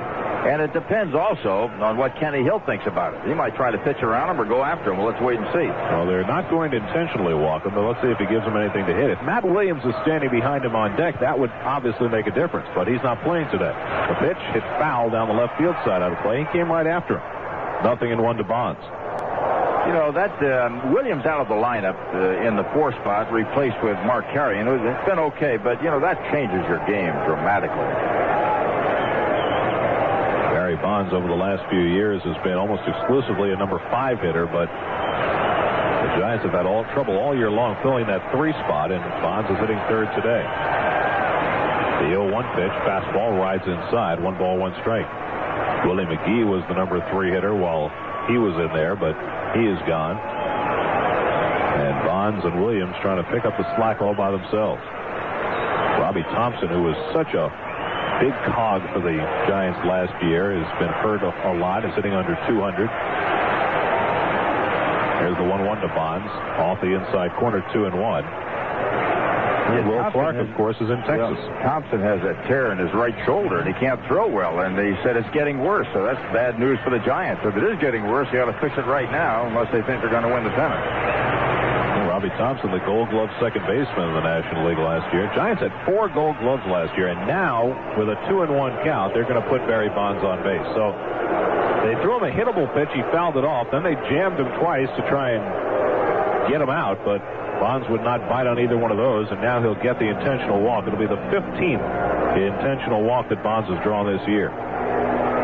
You know, you can't argue with that. Even though it's a potential winning run, you put him on at first base. He's the most dangerous batter on the ball club. Even with Williams in there, the guy is dangerous. And you got a Mark Carrion who doesn't play regular and hitting at 263. So it's almost something. It's a gimme. You got to do it. I think it's a no-brainer. I think you've got to walk Bonds in that spot.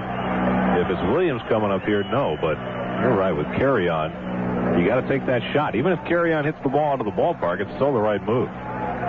Well, here's Carrion, who has been hit by a pitch and had a base hit, so he's 1 for 1. The tying run at second, the go-ahead run at first with 2 out. 5-4 Montreal. We're in the last of the 4th. Carrion with 1 home run this year and 13 runs batted in. And now Ken Hill, who worked so slowly with runners on base in the first inning, faced with his first crisis since then. And again, he is really slowing down the pace. Now he's ready to work. Carrion waits. The pitch. Checks his swing on a splitter low. 1 ball, no strikes. The number 5 hitter, left-hand batting Dave Martinez, is on deck. The sun trying to fight through those rapidly moving clouds here at Candlestick Park. Fog clouds moving across. Hill comes to the belt. The 1-0 pitch, low and outside. He falls behind on Carrion. 2 balls and no strikes. Well, after walking Bonds intentionally, the last thing you want to do is fall behind Carrion, because now you get in a situation where you have to throw him a really fat pitch to hit, and you risk not only the lead, but perhaps giving up 2 or 3 runs. Now the 2-0 on the way, fouled straight back. 2 balls and a strike. Kenny Hill has beaten the Giants already once this year. Game in late April in Montreal. He went the distance on a 6-hitter and beat the Giants 7-1. He's 4-2 lifetime against San Francisco. Hill with 59 major league wins and 51 major league losses. First came up with the Cardinals and then traded to Montreal for Andres Galarraga. 2-1 pitch off the outside corner, 3-1. That turned out to be a very lopsided trade because Hill has been outstanding for Montreal. Galarraga did almost nothing for the Cardinals. Galarraga subsequently moved on to Colorado and became a batting champ last year under Don Baylor. Now behind on Carey on 3-1. Hill with a big pitch to make. Here it comes. Hit foul again, backing out of play. So Carey on has seen 2 pitches in the strike zone here and has fouled both back. Now it's a full count, 3-2. So the runners will be in motion. Patterson from second, Bonds from first with 3-2 and 2 men down. Hill takes his time, takes the glove off, rubs up the new baseball. Now takes a glance in at Lenny Webster, his catcher, shakes off a couple of signs. Now he picks up the one he wants. The runners go. The payoff pitch inside, ball 4, and the bases are loaded. So Hill unable to throw a strike when he needed to. Now after the intentional walk to Bonds, an unintentional walk to Carey on, and the bases are full for Dave Martinez. His inning started innocently enough. He retired the first 2 hitters before Patterson drilled a double to right center after Hill fell behind in the count. He fell behind in the count to Bonds, gave him the intentional walk, and now he has walked Carey on. Martinez is 0 for 2 in the game. He hit into a force play to drive in a run in the first, grounded out in the second. He has stolen a base. He has scored a run. Patterson the tying run at third. Bonds the go-ahead run at second. Carey on at first. Hill will work off the stretch this time. Pitch to Martinez, and the splitter misses low. 1 ball, no strikes. The last time he was faced with a bases-loaded crisis, Hill worked out of the full windup. Not this time. He's working from the stretch. The outfield straight away against the veteran left-hand hitter Dave Martinez. He's 29 years old. Hit .241 for the Giants last year. And Martinez steps out. The Giants have an awfully good defense, and Martinez is a part of that.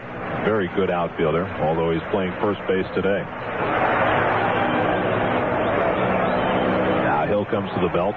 Looks over at third, the 1-0, low and inside, and Hill has lost contact with the plate. He's behind on Martinez, 2-0, and he has no place to put him.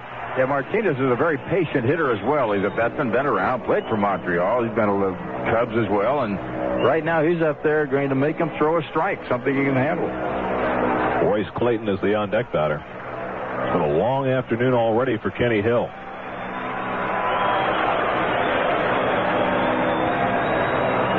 Behind 2-0, the pitch to Martinez. Ground ball hits to second base, right at Lansing. He grabs the hop, flips to first, and that retires the side, and Hill gets out of big, big trouble. No runs, a base hit, and for the second time, the Expos, the Giants leave 3. We've played 4 innings. It's the Expos 5, the Giants 4. We'll be back in just a moment. Sports Radio 66, WFAN New York. It's the top of the 5th inning and time for our hometown inning. Each game we invite the announcers who travel with their teams to join us. Ted Robinson of the Giants will be with us in the bottom half of the inning, but now with the Expos at bat, let's say hello to the longtime voice of the Expos, Dave Van Horne. Dave, welcome. Good afternoon, Gary.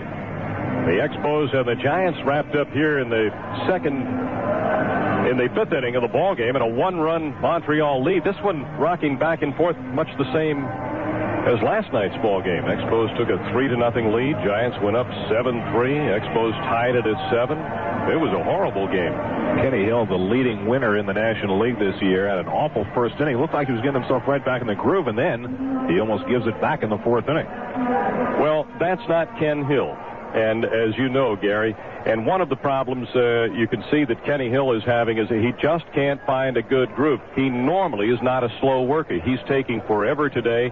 He's finding too much of the strike zone when he's in it, and he's been trying to nibble, and he's missed. He's walked a lot of people. Rondell White, the batter, 0 for 2, a strikeout and a fly ball to left. 21 years old, takes a strike. He is currently batting .250. One of the top prospects in the Montreal organization. Pitches outside and a ball. It looked like when Larry Walker came up with that shoulder injury, Gary, that Rondell White would play a lot. But he's been in and out of the lineup. Here is the pitch, and the breaking ball is swung on and missed. A ball and 2 strikes. Well, you have to figure out a way to play Cliff Floyd, you would think. And you've got other people to play left field as well. Yeah, Lou Frazier has done such a good job for Felipe that he continues to play him a lot in the outfield. Here's the 1-2 pitch. That's low and inside, and Reed is scrambling to block that. 2 balls and 2 strikes to Rondell White, with Moises Alou on deck and Larry Walker to follow. Rondell has been a very patient player. He almost made the club coming out of spring training. Here is the 2-2 pitch, and a ball smacked on a line to left, right at Bonds, and he has it. Rondell White is out, number 1 in the 5th inning. Dave, I know a lot of people around the National League were very encouraged to look in the box scores earlier this week when the Braves were in Montreal and see the crowds that the Expos were drawing for that big 3-game series. It had to be very encouraging to the franchise, I would think. It really was, because there'd been so much talk about the possibility of that franchise moving. And then all of a sudden they drew so well for that Atlanta series, over 131,000 for the 3-game series. Moises Alou with a double in 2 trips, takes outside and a ball. And so now I think it's easy to draw well under the circumstances with Atlanta in town and just a couple of games separating the 2 clubs. Will it have a carryover effect to the second half when the Expos go back to play at Olympic Stadium on the 14th of July? That remains to be seen. I think what baseball fans everywhere can do who are at all interested in whether or not the franchise remains in Montreal is watch the attendance for the first month. Here's a drive deep into the air to left field. It's going to be up, and away. A home run for Moises Alou. Alou with his 16th home run of the season and the Expos' 4th home run of the game. The Expos take a 6-4 lead. Dave, this was a team that was not hitting home runs at all early in the season, and now over the last 5 weeks, you just can't keep them down. They hit a club record 37 home runs in the month of June. And they've started off in pretty good shape in July. It's the 5th inning of the 2nd of July, and the Expos have hit 7. 3 last night and 4 today. It's almost as if the juice balls had to catch up across the border. Got hung up at customs. Bud Black started to work, but timeout had been called for, something thrown on the field and left. The Expos up 6-4 on that Alou home run. His story has been an incredible one. At the time he was lying on the turf in St. Louis last September, we wondered if he would ever play again. Here is the pitch, and it's low and outside, a ball. Not only did he come back, he was the Expos Player of the Month, the Team Player of the Month in April, and again in June. Here's the 1-1 pitch, and Walker, the left-handed batter, hits it foul off to the right side. Dave, watching Alou leg out that double in the 3rd inning, has he lost any speed from before the injury? Very little. And the trainer, Ron McLean, who's been so close to the situation, of course, throughout the rehab, walks, swings, misses a breaking ball, and goes down on strike. Second time he has struck out today. That's out number 2. And now Bud Black will face the shortstop, Will Cordero, who homered his first time up. 1 for 2. And the trainer says that by the time the 1995 season begins, he feels that Alou will be back very close to where he was prior to the injury. He will never be as fast as he was prior to that injury, but he'll be very close to it, probably 90 to 95%. And in the case of Moises Alou, that's still well above Major League speed. The 1-0 pitch to Cordero, low and inside, 2 balls and no strikes. Of course, if you're hitting 350, it doesn't matter how fast you run. And if you hit the ball out of the park, indeed. And Alou is 2 out of 3 today. But it's been a terrific story because, and I know that you know him, Gary, when he becomes well known across the country, he's a very popular player. He loves to play the game. The fans love him. A ground ball to the right side. Cordero is out. Patterson to first. So a 4-3 out. And Alou's home run is up on the board. Thank you, Dave. And we're in the middle of the 5th inning with the score. The Expos 6, the Giants 4. You're listening to the Game of the Week from CBS Radio Sports. The hometown inning continues as we go to the last of the 5th, and we welcome in Ted Robinson. voice of the San Francisco Giants. And Ted, this has been just a remarkable year for the San Francisco Giants. From a negative perspective, it seems like everything that goes right, something equally or greater has to go wrong. Yeah, it was like this team has been on the old cyclone roller coaster over Coney Island. You went right up to the top last year and taking a precipitous drop this year. And it has been just there's no one thing you can point your finger at, Gary. It's been a whole series of little things that have conspired to dampen a lot of enthusiasm here this year. Royce Clayton will lead off the inning for the Giants. 6-4, Montreal in front. And Ken Hill's first pitch is low for a ball. Clayton 1 for 2 in the game, doubled in a run in the first inning. One thing the Giants haven't seen much of this year is a 4-run inning, which they had in the first today. Hill's next pitch, and Clayton slices in the air to right, driving Alou back near the track, but he's there and reaches up to make the catch for the first out.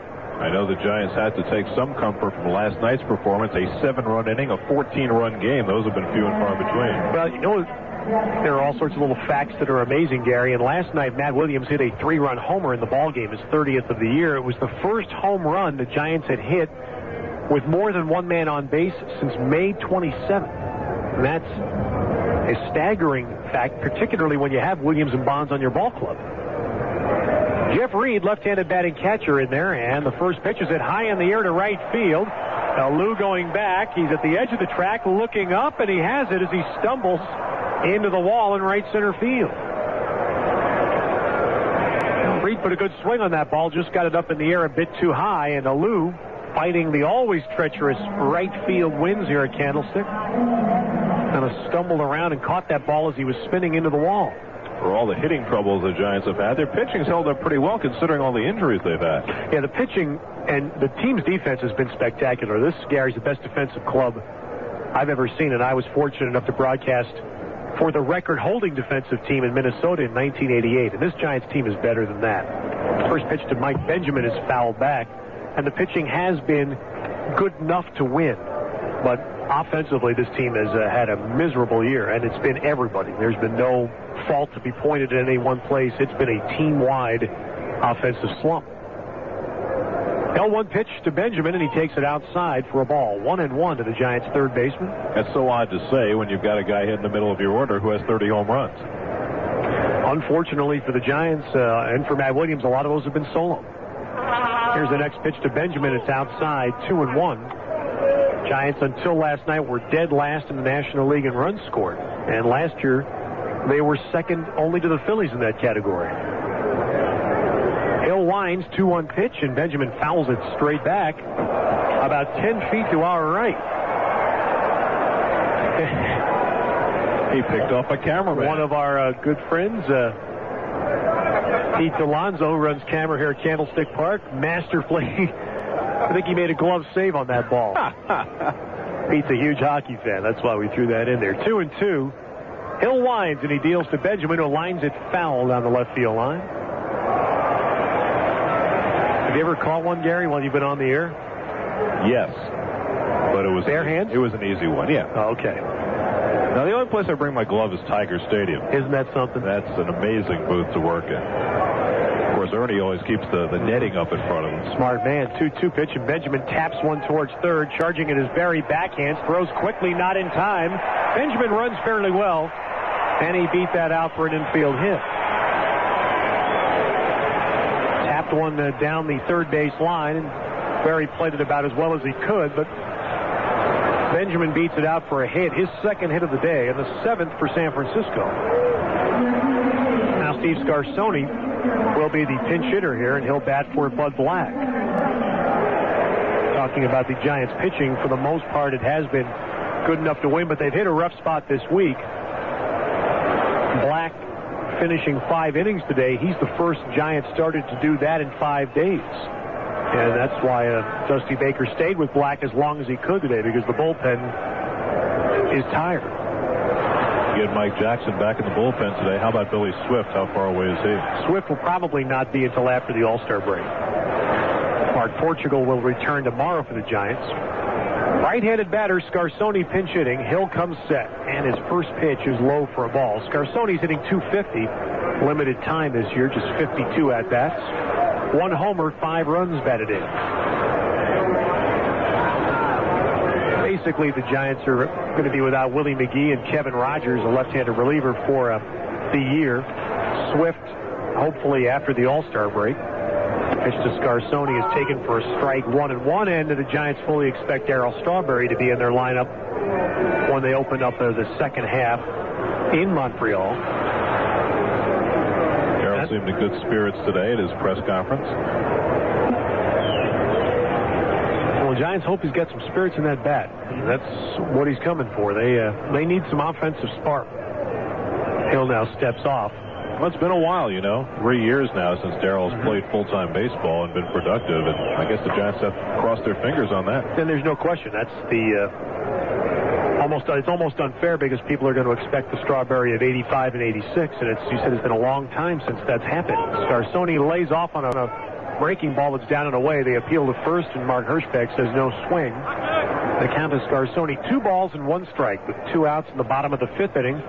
Montreal leading San Francisco 6-4. But I guess the Giants have got to look at it as a no-lose proposition. After all, they're not really putting up anything for Strawberry. All they're doing is providing the support to try and get him back to the big leagues. The Giants don't have a lot to trade. They don't have a lot of good young prospects to trade, so this was the no-risk deal they made. Pitch to Scarsoni is a fastball swung on and missed. It's 2-2. The Giants have got to feel, though, as though they still have a shot in the National League West, despite how many things have gone wrong for them. Yeah, they definitely feel that way, Gary, and that's another reason why they are going to make the move with Strawberry. They really wanted, I think, to sign Ron Gant, and had they been able to get Gant without a guarantee for next year, that would have been the first option. Now long set by Hill, 2-2 pitch, swung on and missed, and he strikes out Scarsoni to end the Giants half of the 5th inning. Ed Robinson, thank you. We've completed 5 innings with the score. The Expos 6, the Giants 4. You're listening to the Game of the Week from CBS Radio Sports. We're going to the 6th inning. A new pitcher in for the Giants, right-hander Dave Burba, and in to pitch for us. Here comes Jerry Coleman. Okay, Gary, and it is a big guy. Dave Burba comes on, a right-hander, 6 feet 4'5", about 230 pounds, steps in. The first man he's going to face will be Len Webster, the catcher, and we'll see what happens here. Webster safe on the air and struck out. Here's a pitch on the way to Webster, and there's a foul on the right side for a strike. Burba has been around a little bit. He's a big guy. One of those unfortunate that's a middle relief pitcher. And you might say, what does that mean by being unfortunate? Well, there's no way to measure what he really does in the course of the year. Rarely has any numbers. They just have appearances and ERAs, and that's about it. Webster takes up and in. So Dave Burba coming on for Bud Black. Went 5 innings, Black did. 8 hits, 6 runs, no walks, and 5 strikeouts. He is a pitcher of record, of course. There's a foul on the left side. So Webster now with a count of 1-2. 1-2 the count. Burba, 27 years old, from Dayton, Ohio. 6'4", 240. Last year with the Giants went 10-3. And all of that, except for 5 games when he started, was middle relief. That's when your club is doing well, and the Giants did well last year. If somebody went in there, they'd score a run, you get the victory. A lot of late victories for the Giants last year. Burba got the benefit of quite a bit of that. All right, here's Burba ready again. The 2-2 pitch on the way to Webster, and it's a little bit low. 3 balls, 2 strikes defensively. Mike Benjamin at third for Matt Williams. That's a big loss to the Giants. Royce Clayton at short. John Patterson at second. Dave Martinez at first. The catcher is Jeff Reed. Outfield left to right. Barry Bonds, Darren Lewis, and the right fielder Mark Carrion. 3-2 the count coming up. Webster fouls it back. You talk about what you've lost in this ball club. Robbie Thompson's not playing second base. Matt Williams is not at third. Will Clark's not at first. Willie McGee's not in right field. And the more you think about it, Gary Cohen, I mean, that's a monster loss. Yeah, they have definitely been hurt by injuries and, in Clark's case, defection. Ball 4 to Webster. Down to first base he goes. So Burba's first batter is walked. Webster trots to first. That'll bring up Mike Lansing, the second baseman, who flies to right and homered. Well, one thing that's really hurt Burba this year is the walks. 53 innings, only 39 hits. That's pretty good. But 53 innings, 31 walks. That's not good at all. Too many. Absolutely too many. The Giants have made a couple of calls that people still question in San Francisco.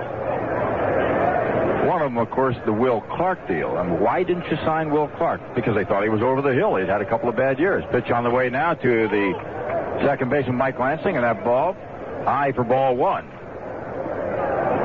So that was right now. They're still questioning that on and on to keep going. They got J.R. Phillips. They got Dave Martinez. They got the switch hitting Todd Benzinger. None of whom have done the job that Clark did. You know, it basically came down in the Giants' minds to re-signing Will Clark or re-signing Robbie Thompson. Mm-hmm. Well, they re-signed Thompson, not Clark, and Thompson has broken down this year with the bad shoulder. All right, let's see what happens now as the pitch is on the way to Mike Lansing.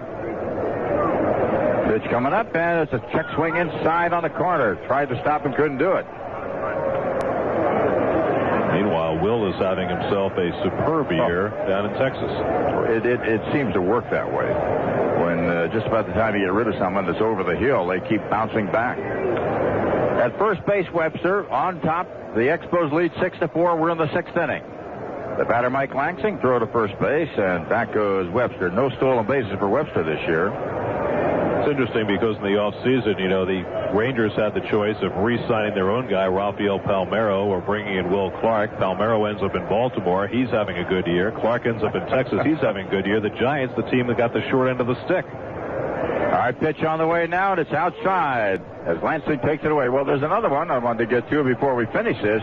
How about Brett Butler? They said he was through 4 years ago, and he right today is one of the best leadoff men in baseball with the Dodgers. No question about that. Of course, the Giants have a pretty good fielding center fielder in Darren Lewis, but he's not the offensive threat that Butler is. No, that Butler will drive you up the side of the wall. All right, 2 balls and a strike coming up, and it's a fastball inside, and right now it's 3-1. So suddenly Burba comes on. He walks Webster, in danger of walking Mike Lansing. Let's see if Webster goes 3-1. They're Expos on top, 6-4. Montreal 6 runs, 8 hits, an error. The Giants 4 runs, 7 hits, and 1 error.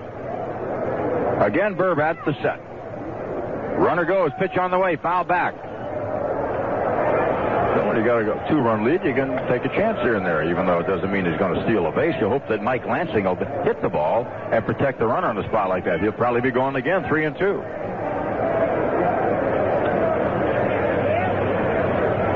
We notice that Bud Black threw 90 pitches in 5 innings. That is a lot for 5 innings. Figure if he went all the way, he'd get up to about 160.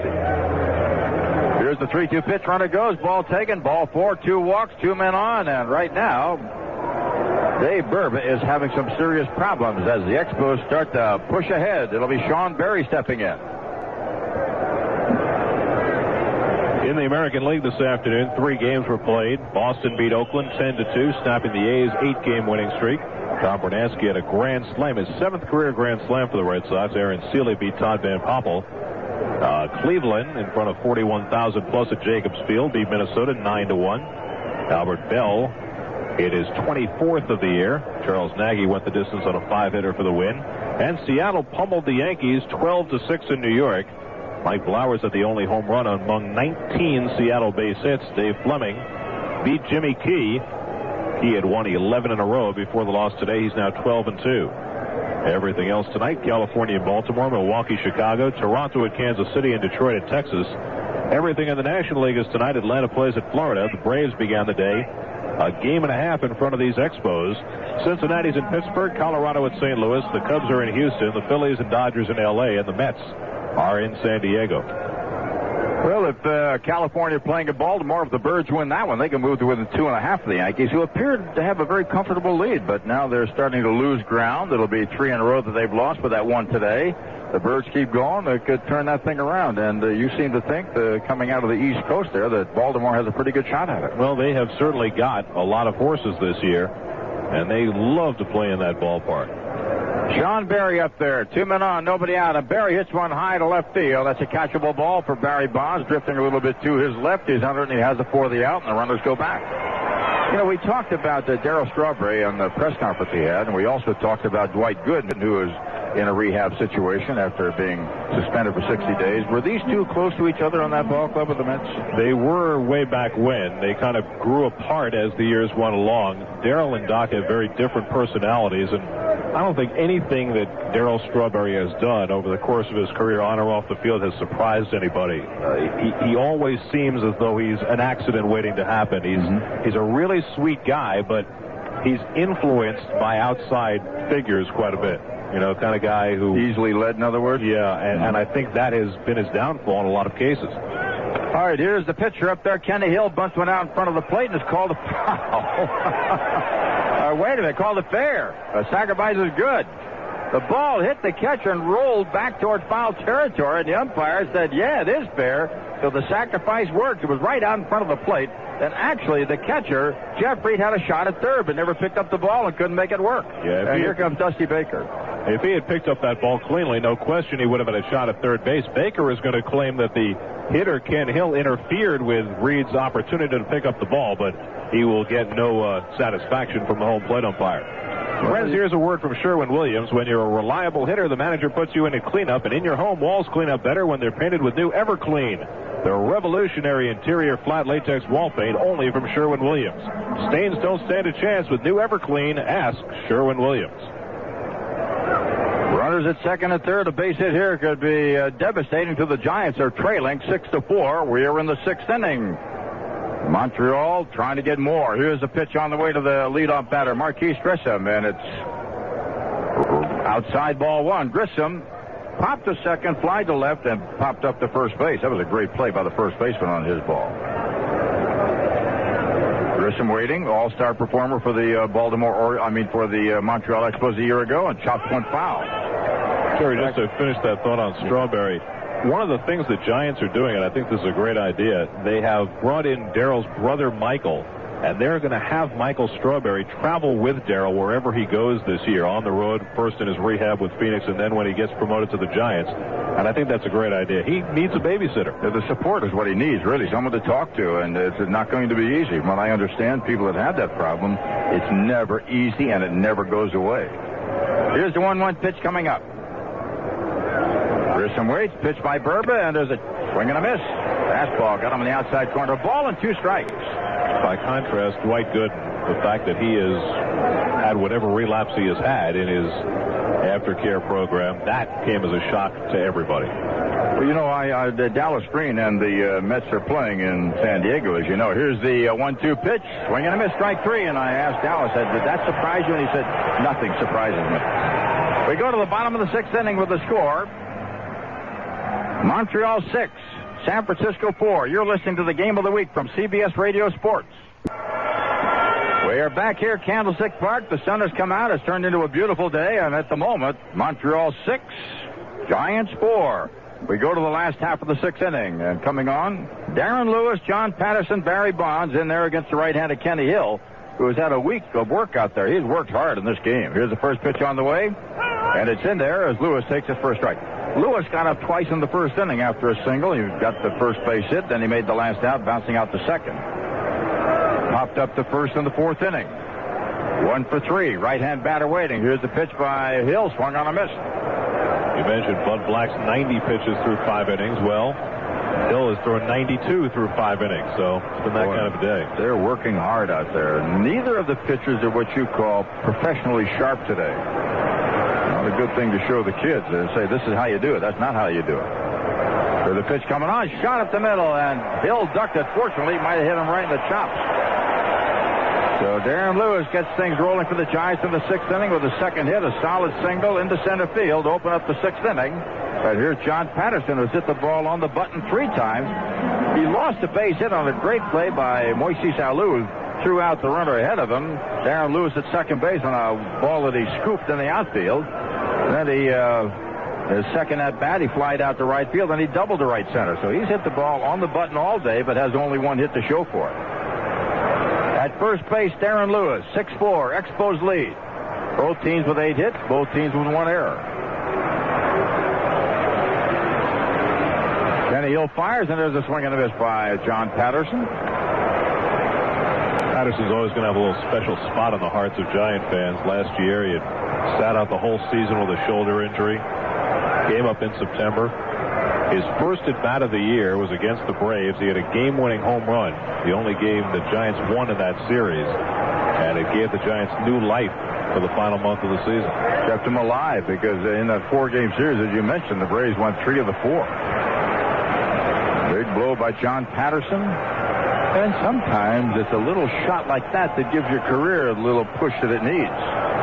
Give another crack. At third base, Sean Berry. Will Cordero at short. Mike Lansing at second. Larry Walker at first. Walker holds against the runner. And the catcher, Lenny Webster. At first base running is Darren Lewis, and he can run. There's a fastball low and inside.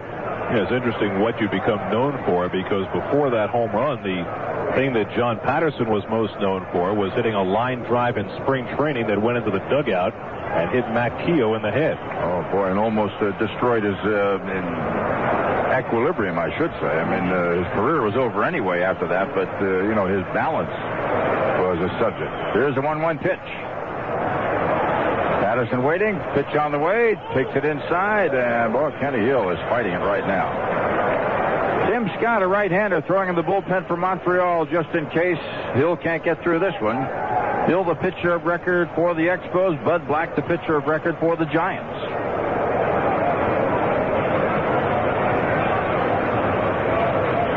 Hill looking in, has coughed up 8 hits. 4 runs thus far. He's walked 4, and he struck out 3. All right, Hill at the set.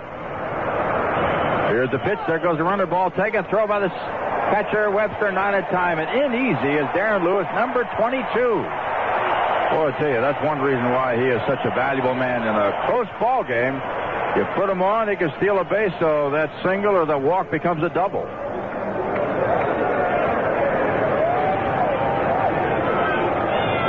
Second stolen base of the year for Darren Lewis. Patterson now will try to get him to third if he can do it, although he doesn't have much room to operate. He's got a 2-2 count on him. Here's Hill at the set. Long set. Kicks in the pitch on the way, and there's a swing and a miss. He struck him out on a hard slider inside. So Patterson goes down. 4 strikeout for Kenny Hill. That'll bring up Barry Bonds, who walked twice, once intentionally, and fly to center field. Joe Kerrigan, the pitching coach, is going to take a little jog out to the mound to talk about what they do with Bonds here. His last time up with a runner at second and 2 out, they tried to pitch to him, fell behind on the count, and gave him an intentional walk. That was with a 1-run lead. Here, working with a 2-run lead, Bonds comes up again with a runner at second. 2 American League players have collected over 3 million votes each for the 65th All-Star Game. They're Cal Ripken Jr. of the Baltimore Orioles and Ken Griffey Jr. of the Seattle Mariners. After the starters and their teammates are announced tomorrow night, hear from your favorite players when CBS Radio Sports presents Meet the All-Stars on Monday, July the 11th. And follow the action with Jerry Coleman, John Rooney, Jeff Torborg, and Jim Hunter at Pittsburgh's Three Rivers Stadium on Tuesday, July the 12th. And a reminder also, tomorrow night, the Minnesota Twins will take on the Cleveland Indians in Cleveland at Jacobs Field, 7:50 Eastern Time with John Rooney and Jeff Torborg. So check your local listings. It'll be the Sunday night game. All right, Barry Bonds, a couple of walks and a fly to center field. Outfield swings to the right side. Rondell White in left. Marcus Grissom in center. Moises Alou in right. Infield back. Runner at second base. 1 down. Bonds trying to get him in. 6-4. Expos lead. There's a high pop up in the infield. Calling for it, the first baseman. Here comes Larry Walker fighting it with the glasses down and caught it. I'll tell you what, that was harder than it looked. Believe me, he staggered all over the place to get to that ball. This is never an easy ballpark. There's no such thing as a routine pop-up or a routine fly at Candlestick Park. Well, Tony Gwynn, who's one of the greatest hitters in the business and one of the great players in the outfield, he's on that Padre club that I work for, and he would just as soon go right by San Francisco anytime. I mean, because it's a tough park to play, especially right field. The sun problem, the wind problem, all the things that happen to go wrong seem to happen to Tony in this ballpark. He doesn't like it. It's one of the reasons the Giants have had such a good home record the last few years. Not this year, but they use that to their advantage. They know that opposing players don't like to play here. Okay, here's Mark Carrion coming on. Hit by a pitch, single and walk to 1-for-1. The first pitch to him is in there for a strike from Kenny Hill, and you just wonder how long Hill can keep going like this. He has worked so hard. He's up to 100 pitches. We're at the 6th inning, and that's not over as yet. Outfield to the left side. Infield back, all 4 spots, 2 down. Runner at second base, the 1-strike pitch. Hill kicks and the delivery. Drives left center field, well hit, going for it. The center fielder Grissom way back. That ball is out. out of here. It's a 6-6 ball game on the home run by Mark Carrion, and for him, his second of the year. Did he nail it?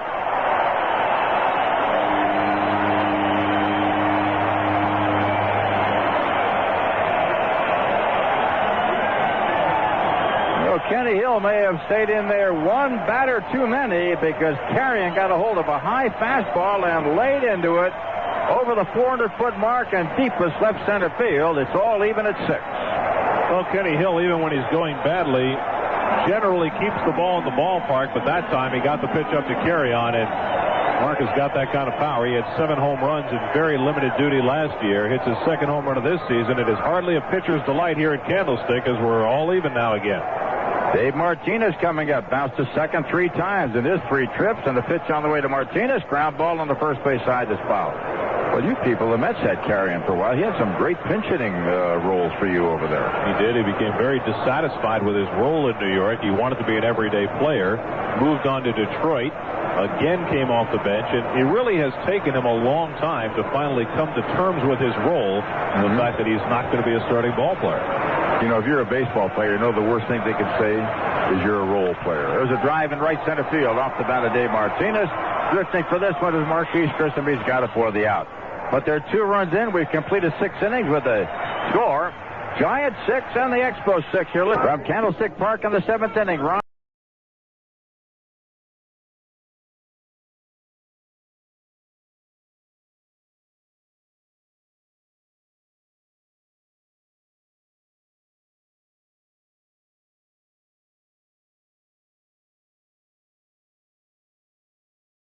Rondell White is up there. The first pitch to him is high for ball 1. White struck out, fly to left twice, 0 for 3. Next pitch outside, ball 2. 2-0 the count as Dave Burba keeps missing. Burba ready again, winds, and this one outside again, 3-0. Well, when you got a tie ball game at 6, you don't like to walk that lead man with the likes of Alou, Walker, Cordero all waiting. And it's in there. 3 balls, 1 strike. A fastball got the plate to Rondell White. Moises Alou, the next batter, struck out, doubled, and homered. He's had a big day. 3 balls and a strike. Dave Burba 6-4. Right-hander ready into the windup. Here's a pitch coming on to White, and he takes it for strike 2, taking all the way. I'll give a hitter credit. He'll take 2 strikes and then try to get on some way. So that means the pitcher who threw the first 3 when it's bad has got to throw the next 3 in a row. Let's see if he can do it. There's a swing and a miss, and he struck him out. So White miscalculated, and Burba came back to get him. Strike 3.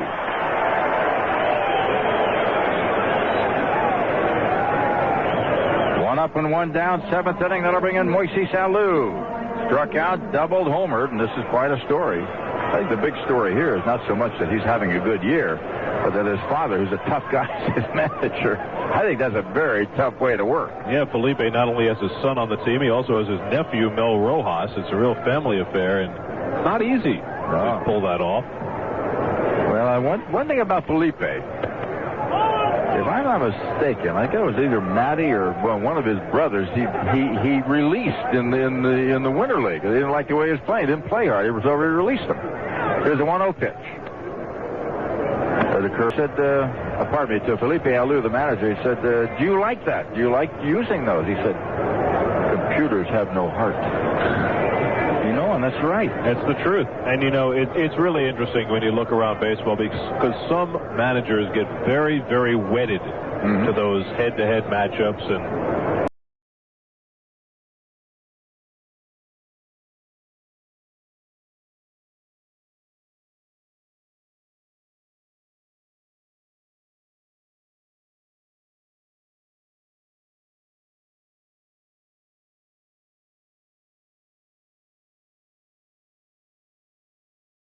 Dusty Baker just took a quick trip out to talk to Dave Burba, and I'm not quite sure what he had to say, except throw it over the plate, maybe. Well, he fell behind 3-0 to White, came back and struck him out. Now he's behind 3-0 to Alou. Here's Burba again into the windup. Pitch on the way to Alou, and this one is low. Down to first base goes Moises Alou, who was a better runner last year than he was this year. I know that Gary Cohen gave you all of the details on how he shattered his leg, and people thought he might be through, and he came back strong. So the running game for Alou is not what it was a year ago. Tie-breaking run to first base, 1 down, 7th inning. Here's Larry Walker. Struck out twice and single. Walker stepping in, waiting. And the pitch. Way outside. Looks like Mike Jackson may be warming in the bullpen. He's been out of action for a while. He's been a guy they got from Seattle they like very much, but is out of action for some time. Now warming right now. See what he can do. Alou at first base. Walker waits on the pitch. And another ball. 2-0 the count. Well, Berba is not making it easy on himself at all. Been behind every hitter. He has walked, 3 batters in less than 2 innings. Berba again fires away, and Walker takes a strike. Taking all the way in that one. 2 balls, 1 strike, 1 down. The line score, Montreal 6 runs, 8 hits, 1 error. The Giants 6 runs, 9 hits, and 1 error. We are in the first of the 7th. At first base, Alou. And the throw by Berba pushes them back.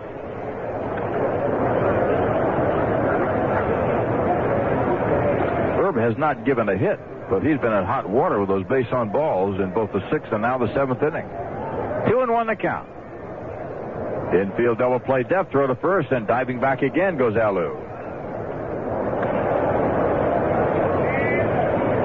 Expos started the day a game and a half behind the Atlanta Braves. Braves are going to be playing tonight against the Florida Marlins, who beat them last night. 2 balls, 1 strike. Walker waiting at the plate from the left side. Berba, a long set, kicks the pitch coming up, and it's in there. Good spot, 2-2. That was an excellent pitch right at the knees, inside part of the plate. You know, watching Dave Berba on the mound and Mike Jackson in the bullpen, those 2 guys both came to the Giants in the same deal along with Billy Swift. That was the trade that sent Kevin Mitchell to Seattle. Who now is in Cincinnati, and who can hit but doesn't play as much as they'd like to have him play. Yeah, and I'm thinking, Larry Walker is a free agent at the end of the year. So is Kevin Mitchell. Here are 2 big hitters in the National League who are going to be up for grabs. And maybe more. Yep. 2-2 pitch on the way. And Walker takes it high, 3-2. Alou will probably be moving, except that Walker struck out in 2 of his 3 at-bats. So let's see what happens. Of course, he struck out against the left-handed Buddy Black.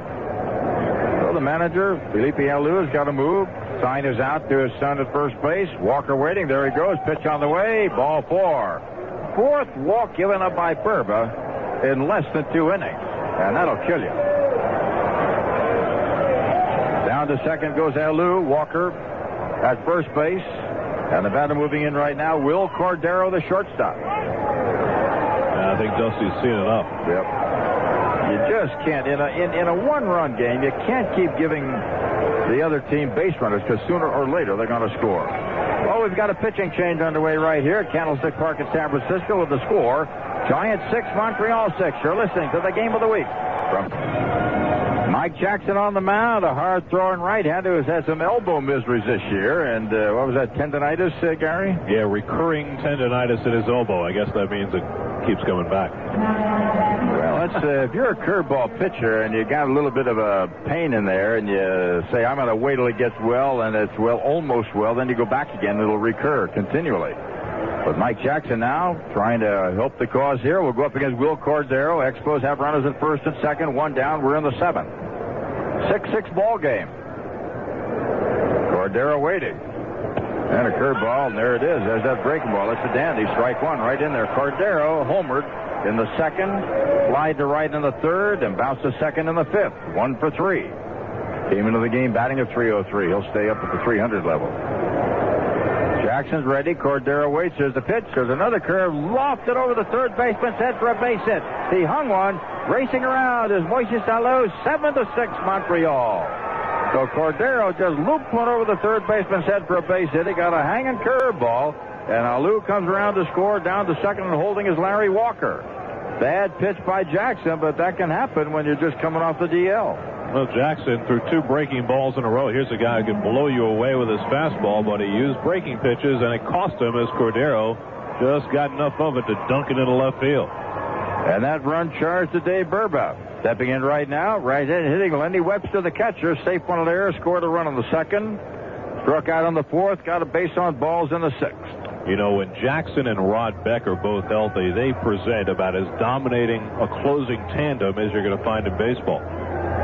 All right, here's a pitch on the way, and Webster hits it hard to left field, way up there. That could be at the wall, to the wall. It's gone. A 3-run homer for Lenny Webster, and man, here come the Expos. They sit on top 10-6. Not the return to action that Mike Jackson would have hoped by any means. And I was just going to say that they've had problems keeping both those guys healthy this year. Beck had a broken foot, and Jackson's had the elbow problems, and Jackson clearly not himself. A single and a 3-run homer given up to the first too many bases. And 2 of those runs charged to Berba, the other 2 to Jackson. And that, let's see, there's 1, 2, 3, 4, 5 home runs hit by the Montreal Expos, and they're not a power club, so to speak. They're hitting them today, though. Well, it's been a power week so far. July 4th weekend, some early fireworks. All right, pitch on the way to the batter stepping in there, Mike Lansing, and it might have hit him on the inside part of the plate, and it did. He's down to first base, rather. I think might have hit on the elbow.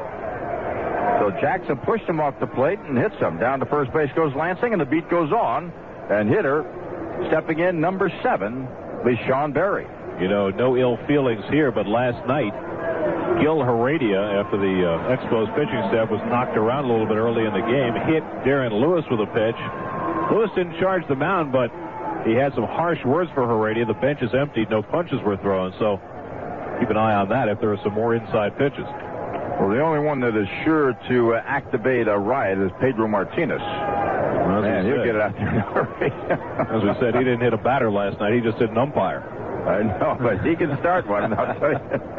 Here's a pitch on the way, and it's on the corner. I'll tell you what, Leonard Coleman, the president of the National League, with that automatic 5 days, has really stopped some of that mound charging. And because of that, players say, hey, can I afford to give up 5 days of my salary?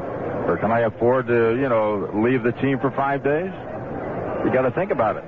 Here's a pitch on the way to the right-hand hitting Sean Berry, and it's outside. It's interesting you mentioned salary because some clubs will dock you your salary while you're suspended by the league, and some will pay you.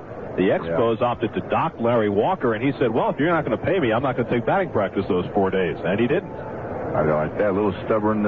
He's had some tiffs with Felipe Alou not open arguments, but, a little bit disagreeing. Why aren't I playing more? Well, the Expos sometimes wonder why Walker doesn't run a little harder than he does. Okay, here's Sean Berry up there with a runner at first base. 1 out. 4 runs in. And there's a throw to second base on the steal. And out by about 8.5 miles is Mike Lansing. Boy, you talk about a guy out. He was dead out. The ball was taken by the batter. 2 balls and no strikes, and Lansing an easy out. The play goes 2-4. So we have a couple of outs here, finally. It started when Rondell White struck out, and then Dave Burba walked Alou and Walker. Then in came Jackson, gave up a single for a run, and then a 3-run homer to Lenny Webster. And the Expos right now lead by 4, and they need 3 innings to hold on to wrap it up. The way these games have been going, I wouldn't trust anybody. Here's a pitch. There's a check swing now, and Berry. They call it a strike. 2 balls, 1 strike. The board says 3-0, but it's 2-1. It's actually 2-2. 2-2? Well, that's only 1 finger. Is there another finger in there? Let's check that out. You're right. He's got a short left finger. I knew there was something I couldn't see. Now, I don't think they should allow umpires to have short left fingers, do you? I had to get my binoculars on that guy. Here's a 2-2 pitch, swung on a miss, strike 3, and that's all for Berry, and we'll settle it right now. 4 runs coming in for the Expos. And we've reached the middle of the 7th inning, and it's time for the 7th inning stretch, sponsored by Days Inns. Stretch out at Days Inns, where you'll find the best value under the sun and Flintstones fun. Our score, Montreal 10, San Francisco 6.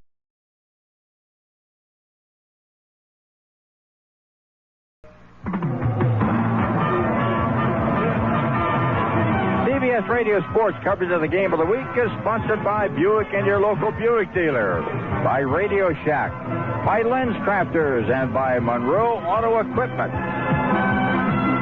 Tim Scott, the new pitcher on the mound for the Montreal Expos. Right-hander coming on to take over for Kenny Hill. Hill went 6 innings, 9 hits, 6 runs. He walked 4, and he struck out 4. And now Tim Scott moves in. Scott walks in there. He's got a record of 3-2, has earned an average just over 3, appearing in game number 28. So we'll see what happens. The first man he's going to face will be the shortstop, Royce Clayton. Padres used to have Tim Scott, traded him for Archie Cianfrocco. Whatever happened to Archie? He's in Las Vegas right now. They had a pretty decent year last season, but this year it just didn't work, and they kept falling farther behind. They finally moved him out to Las Vegas, where he at least wouldn't sit around doing nothing all year. So he's playing right now in Las Vegas. Here's Royce Clayton coming on. Scott's first pitch on a miss, and Scott's got pretty good stuff.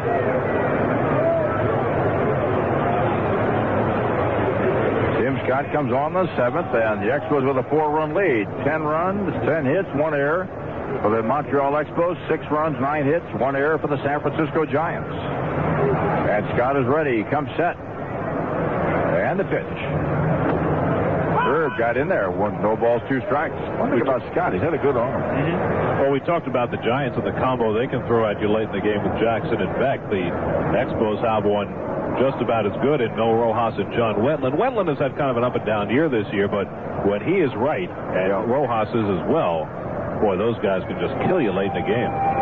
Here's a 2-strike pitch coming up, and there's a looping foul. Well, one of the kind of strange things, I guess, the Dodgers have been looking for a closer for years, and they traded Wetland off to Cincinnati, who dumped him off to Montreal, and basically this guy was dying to pitch for the Dodgers. Now he developed dramatically in Montreal. Well, he had been a starting pitcher in the Dodger organization. They finally made him a closer his last year in Albuquerque, and then traded him before they could give him the job. At the time, of course, they were using other people to close. There's a one-hopper to the shortstop, backhanded nicely by Will Cordero. Fires at the first, and Clayton's gone.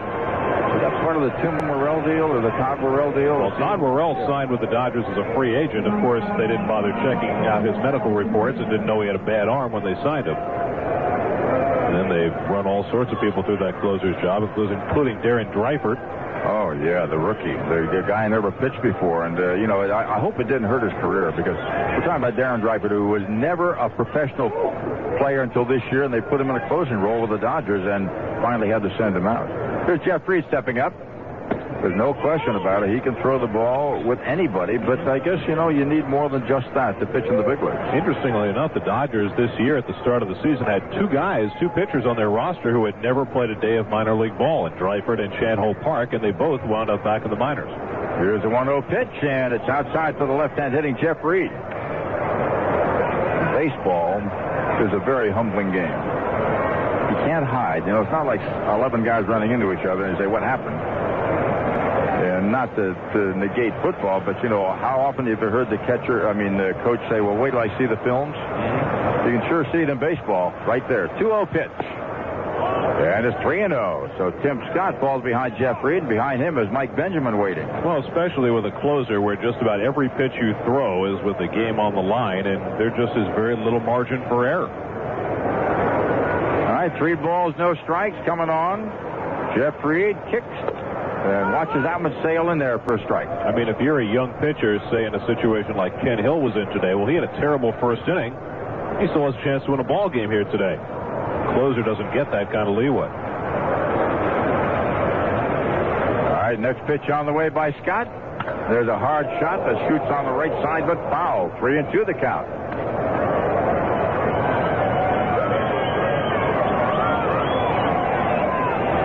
Rojas. I was just going to say, speaking of Rojas, he's down there doing his thing, the right-hander. So is he going to be the guy to finish it or set it up for John Wetland? We'll see. 22,619 right now. You can't get a save with a 4-run lead. Scott ready, kicks and a pitch. Ooh, got him going after a bad pitch, and Reed strikes out. That ball was about head high, and he's out of there. 2 up, 2 down, 7th inning.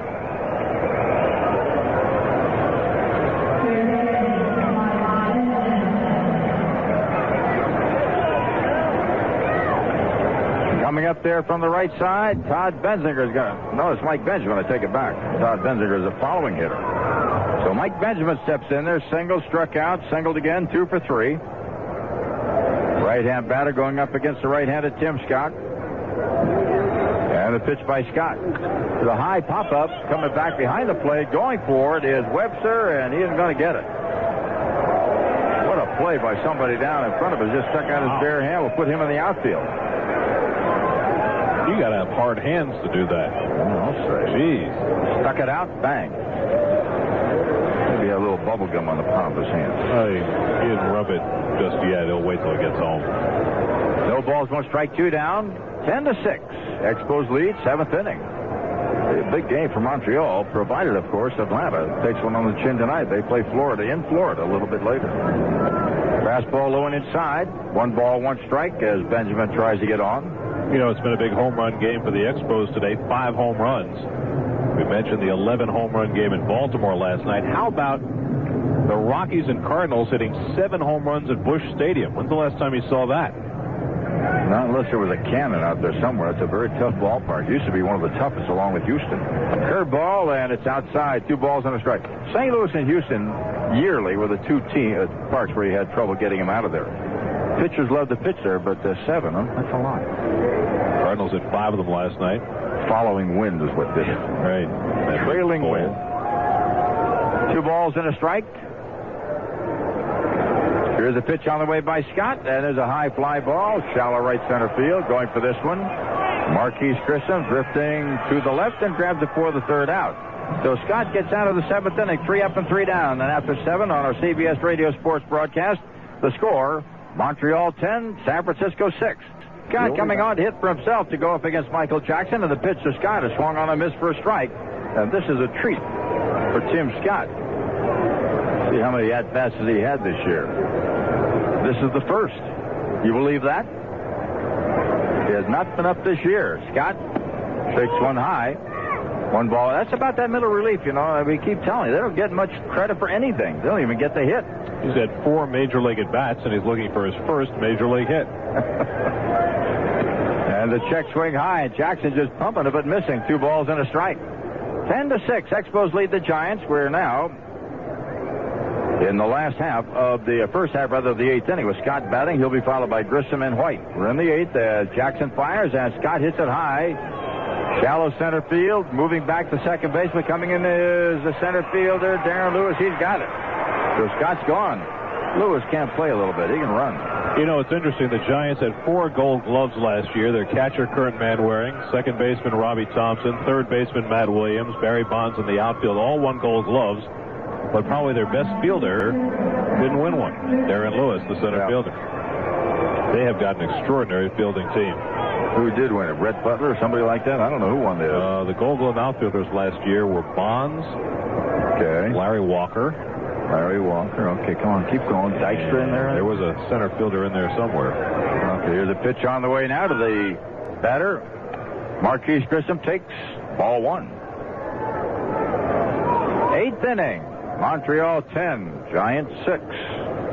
Boy, that 7th inning, Expos blew it apart. There's a chop ground ball to third. Coming on quickly is Benjamin. He'll make the play to first. Plenty of time. Grissom's gone. 2 out. The answer is right in front of us.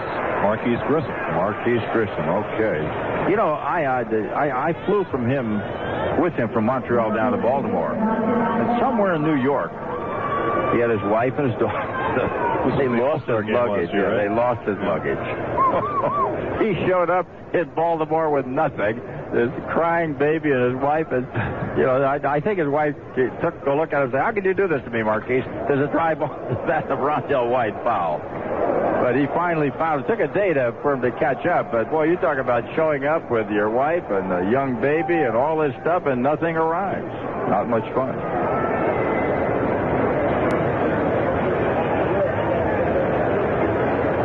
Wish he had taken the 3 days off instead.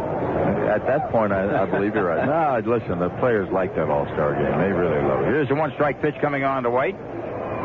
Mike Jackson, who coughed up the 2-run homer to Len Webster in the 7th, is doing a little better now here in the 8th inning. And the first outside pitch to Rondell White misses out of the plate. 1 ball and 1 strike. Not all of them want to go to the All-Star game, right? I don't know. Years ago, I heard one player say, "If I ain't starting, I ain't going or something like that. I ain't starting, I ain't departing. Gary Temple. Gary Temple. There? Okay, I forgot. Yeah. I knew it was something in there. And that's the only one I heard there. If I ain't starting, I'm not departing. Okay. In any event, most players really are honored by this. Tempe just thought he was Muhammad Ali. That's why he used that line. All right, pitch coming on now. There's a hard ground ball in the hole. A great play by the shortstop, Clayton. Did he make the throw to first? Not in time. What a play by Royce Clayton. Came bouncing up. But Rondell White got a little speed to him, and he's got an infield hit. That was an outstanding play by Clayton against a slower runner. He definitely would have had now, but White gets down the line to hurry. The impressive thing about that not only was the way he laid out, but how quickly he got to his feet. He looked like Ozzie Smith. Yeah, only Ozzie does that. He bounces and pops up. He's like a piece of popcorn. Bang, up he goes. Throws the ball. Here's Moises Alou. Struck out, doubled, homered, got a walk, scored 3 times, drove in a run. He's had a pretty good afternoon. 10-6 Montreal. We're in the 8th inning. And the Giants trying to hold them in, so they've got 2 more cracks to catch up. The first pitch to Alou is in there for a strike. Pat Gomez, a left-hander, up in the Giants bullpen with Walker standing on deck. No balls, 1 strike, 2 down. Moises Alou. Ex-Padres all over the place here. Oh, they're ex-everybody's everywhere. It's not like it used to be when the old reserve clause was in effect. Now, players look around and get new contracts, play out their options, and in the old days, you couldn't do that. The only way you got away is if you dropped dead or they shot you. You had to stay where you were. Now, they move at will. The 1 strike pitch. A looper to right field. Coming on quickly as a right fielder. Carrion's under it and has it for the out. So there are 3 down here in the 8th inning. We're in the middle of the 8th. The score, Montreal 10, San Francisco 6. From Candlestick Park with Gary Cohen, I'm Jerry Coleman. We go now to the bottom of the 8th inning. It'll be Todd Benzinger, Darren Lewis, John Patterson, the first 3 batters to face Tim Scott. He came on in the 7th. They got out 1, 2, 3. Got Clayton, Reed, and Benjamin. Now we go to Todd Benzinger up for the first time in the game. Batting in the 9th position. Left-hand batter is a switch hitter, batting left-handed against Scott. First pitch is popped high in the air, drifting down the left field line, out of play, strike 1. See, we've had 3 American League games this afternoon. Boston walloped Oakland 10-2. Cleveland upended Minnesota 9-1, and Seattle beat the New York Yankees 12-6. So all the games were blowouts. No National League games until tonight, and the rest of the American League games will be tonight. Here's Benzinger waiting. There's a swing and a miss at a bad pitch. No balls, 2 strikes. I think that pitch right there, the letter-high fastball is just out of the strike zone, is the most sought-after pitch by hitters that they never hit. They keep trying and trying. It doesn't work. 10-6, Montreal leading. Here's Scott. Benzinger waiting, and the pitch inside. And the thing about it is that pitch will almost never be called a strike because the strike zone right now is about belt high and below. My old buddy Frank Crissetti, my infield guru, wrote a long letter to the Chronicle today and gave him H-E-double-L. He said, here's the pitch on the way, and it's low. Well, 2 balls, 2 strikes. He's right. He's absolutely right. If you want to speed up the ball game, if you want to make the game more interesting, all you have to do is expand the strike zone because that means hitters will swing at more pitches. Have to, otherwise you walk away. And Frank Crissetti, one of the great infielders with the Yankees for many years, and he was with the Yankees for 40 years. Has more World Series rings than all the people in baseball put together. There's a fastball inside. Is born Yogi? Oh, yeah. Well, 1932. Yogi didn't get there till 47. I mean, he was there at 32, 36, 37, 38, 39, 41, 42, 43. He had about 10 of them before Yogi arrived. Wow. 3 balls, 2 strikes. And the pitch on the way to Benzinger, fouled away. Then he was with the Yankees in all those great years through 64 when they won all those pennants. So he, from 1932 to 1964, and count the number of pennants the Yankees won, he was there every year as a player or a coach. Wow. And what a great instructor he was. What you're telling me is he ran out of fingers and he might have run out of toes as well. Oh, he didn't have enough. His entire family ran out of toes and fingers. There's a chopped foul on the first base side. But anyway, he did right. I read it. You read it in the Chronicle today. Yep. He complained about the strike zone. He said the games are delayed because these guys don't have to swing anymore. The pitchers, they lowered the mound 7 inches, 20 years ago after Bob Gibson had his big ERA year. And when they did that, it went from 17 to 10 to make it harder. They got the designated hitters. You got another hitter in the American League instead of a pitcher coming up. And he was right. 3-2 pitch on the way. Chopped on the ground to first and grabbed by Larry Walker. He makes the play unassisted. Now that we got that out of our system, what else can we talk about? Well, it's clear that the balance has been tipped toward the hitters, and I think that there are a lot of different reasons for it, and one is that they just seem to be training hitters a lot better than they're training pitchers. Hitters have the benefit of all the different techniques, of all the video that they can watch. They seem to be enhancing their strength through all the weightlifting that they're doing, and the pitchers don't seem to be getting any advantages in terms of training that the hitters are getting. Well, I don't even know how to answer that, but you're probably right. I'll go for it. There's a pitch on the way out of the right-hand hitting Darren Lewis, and it's in there for a strike. Bounced to second, singled in his first at-bat, and in the first inning was up twice. Hopped up to first and got a single and scored a run on the sixth. But I agree with Corsetti. The best way to even the balance is just to call strikes. Here's the pitch on the way, and it's a hard shot by the first baseman, base hit. Looked for a minute as though Walker was going to grab it, but it sneaked by before he could get to it. Line single by Darren Lewis, his third hit of the afternoon. 1 run on, 8th inning. That'll bring up John Patterson. And that's going to be all for Tim Scott. Well, it didn't take long. Here comes Felipe Alou. They may be going to the bullpen. Right-hander Mel Rojas takes over for Tim Scott here in the 8th inning with a runner at first and 1 down. John Patterson. We are ready to go. Mel Rojas is out there with Gary Cohen. I'm Jerry Coleman. We go to the bottom of the 8th inning. Runner at first, 1 away. And the Expos on top 10-6. The batter, left-hand hitting John Patterson, 1 for 4. Throw to first base, and back quickly goes Darren Lewis. Lewis can run, but in this case, 4 runs behind. Chances are I may not try. We'll have to keep an eye on him anyway. Patterson up there waiting from the left side. Switch hitter. Rojas, long set. Here's the pitch on the way, and there's a swing and a miss. Got a fastball by him. Rojas, a good fastball, gets it up around 90, and a forkball to go with it. One of the best forkballs in baseball. I'm going to say pretty good numbers. 3-2, ERA at 3.15, and he's got 12 saves. He and Wetland are doing a pretty good job, as you mentioned earlier. Wetland was hurt earlier this year with a hamstring injury. Rojas took over as the closer. He wants very badly to be a full-time closer somewhere.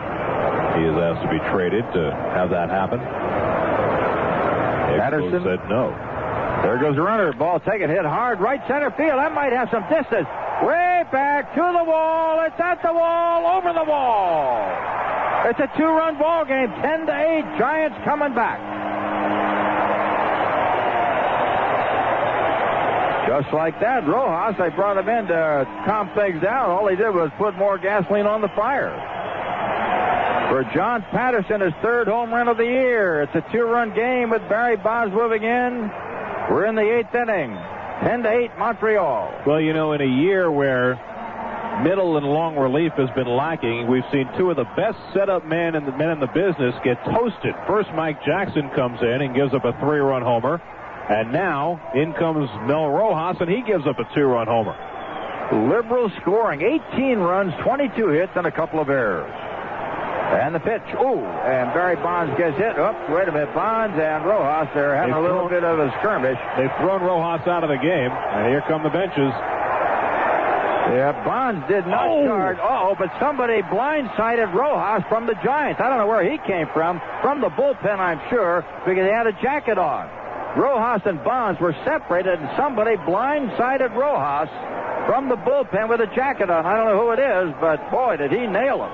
They were just standing around and talking, and then all of a sudden, out of nowhere, Rojas got drilled. Rojas was immediately thrown out of the game as soon as that pitch hit Bonds by the home plate umpire. Bonds was drifting out toward the mound, and everybody came off the bench. We mentioned they cleared the benches last night when Gil Heredia hit Darren Lewis with a pitch, but it seemed as though things were going to stay calm. I'm not sure who that was, Jerry, but whoever it was really took a cheap shot. Yeah, he had a jacket on that just blindsided Rojas. And we think, if somebody says it might be Bob Brenly, the coach, but that's just a supposition on our part. We don't really know. Well, let's see who they're holding back. Steve Scarsoni was at the bottom of the pile. He's been being held off. Well, the man that got him had a jacket on, and I just don't know who it is, to be honest with you. Let's pause for this word now. It's the game of the week from CBS Radio Sports.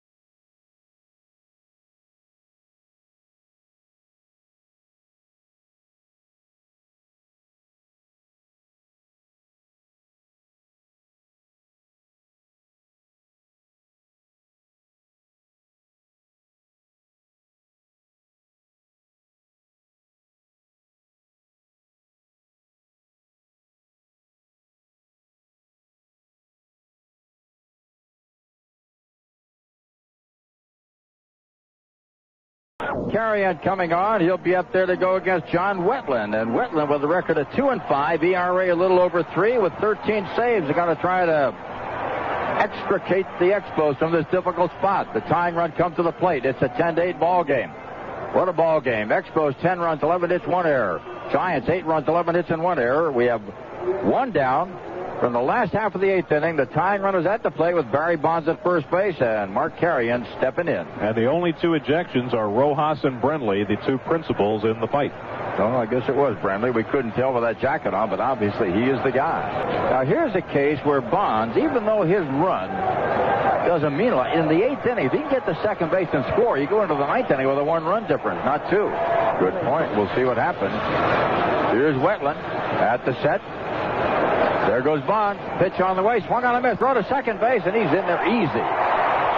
So, a stolen base for Barry Bonds, number 17. And if he can get home, no matter whether it's just a 1-run, you go to the 9th inning on a 1-run spread, and that's critical in a tight ball game.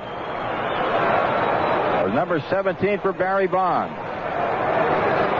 All right, Carrion now with hit by a pitch, single, walked, homered. He's had a big day, waiting to try to get another run across. Barry Bonds at second base. Here's the pitch on the way, and there's a foul back. No balls, 2 strikes. With a guy like Barry Bonds, I wouldn't trust him. He isn't going to steal third. You say no? Dangerous, but if he's at third with 1 out, he just about can wrap that run up. You got to watch that guy. You can't trust him. Not that he's devious. I mean, he's a great player. He knows what to do. No balls, 2 strikes, 1 down. 10-8. Expos lead. We're in the bottom of the 8th inning. Bonds at second, Carrion the batter. Here's the pitch by Wetland. On the ground to the right side. Base hit. Bonds racing around. Moises Alou has to eat the ball. It's a 10-9 ball game. And just like that, Carrion puts the Giants 1 run ahead, 1 run behind. Boy, has Carrion had a day. 1, 2, 3 hits, a home run, 3 RBIs, a couple of singles, a walk and a hit batter, 3 for 3. And now coming on, it was going to be Matt Williams, but now it is Fanita. Rickett Fanita. That's interesting. I wonder whether Dusty was just using Matt Williams as a decoy in that spot, or whether he had any intention at all of using Williams. I've stopped trying to manage. I did that 1 year, and I came in last. Came in dead last. I don't do that. But you're right, Gary. How do you know what he was doing?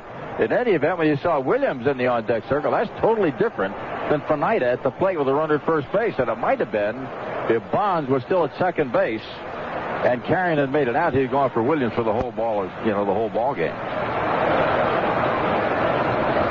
So Rick Fanita comes on to do the hitting. Boy, is this game taking a different twist. 4-run lead by the Expos. Now they have a 1-run lead, and the Giants breathing right down their throat. Game's been a roller coaster right from the start. Giants led 4-0. Expos led 6-4. Giants tied it up. Expos went up 10-6. Now it's 10-9. It has been quite a couple of days here at Candlestick. A 14-7 Giants win last night. All right, Fanita just up from the minor leagues. His 1-for-7 mark as a pinch hitter.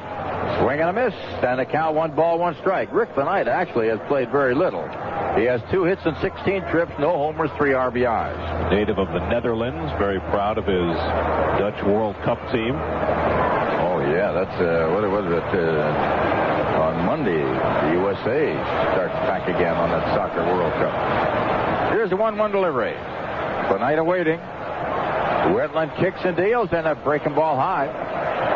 2 balls, 1 strike. Suddenly in the 8th inning, a 2-run homer by John Patterson drew the Giants to within 2, and then a single with Bonds at second base made it a 1-run game. 10-9 Expos over the Giants. We're in the bottom of the 8th inning. Wetland again at the set, the kick and the pitch. Foul back. 2 balls, 2 strikes.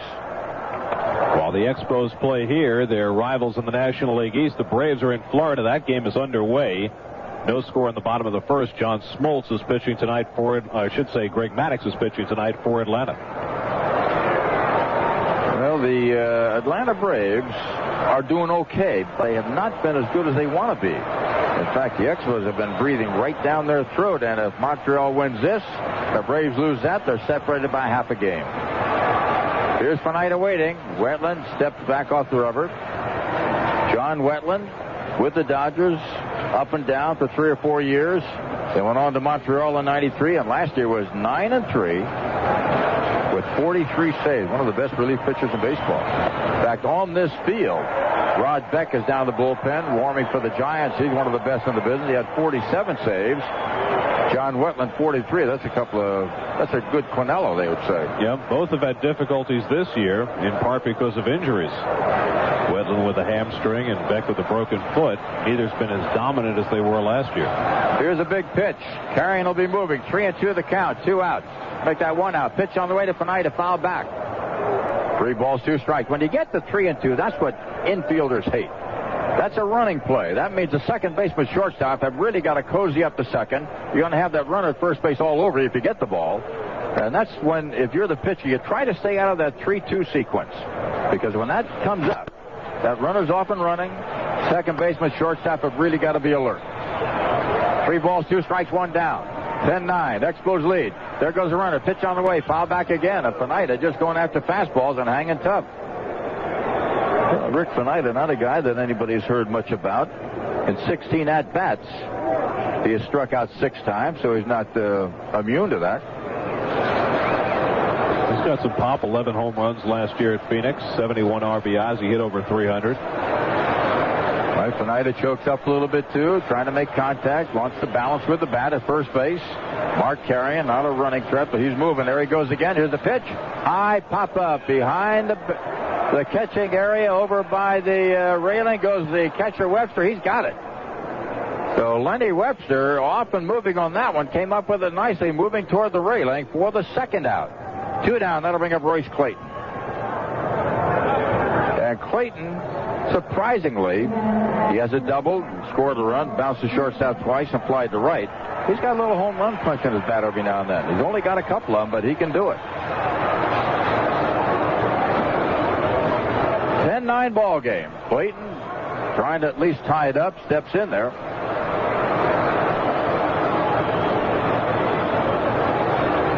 At first base, Mark Carrion. 2 down. 10-9 Montreal. Clayton waits to pitch. Swing and a miss. Big swing and a miss.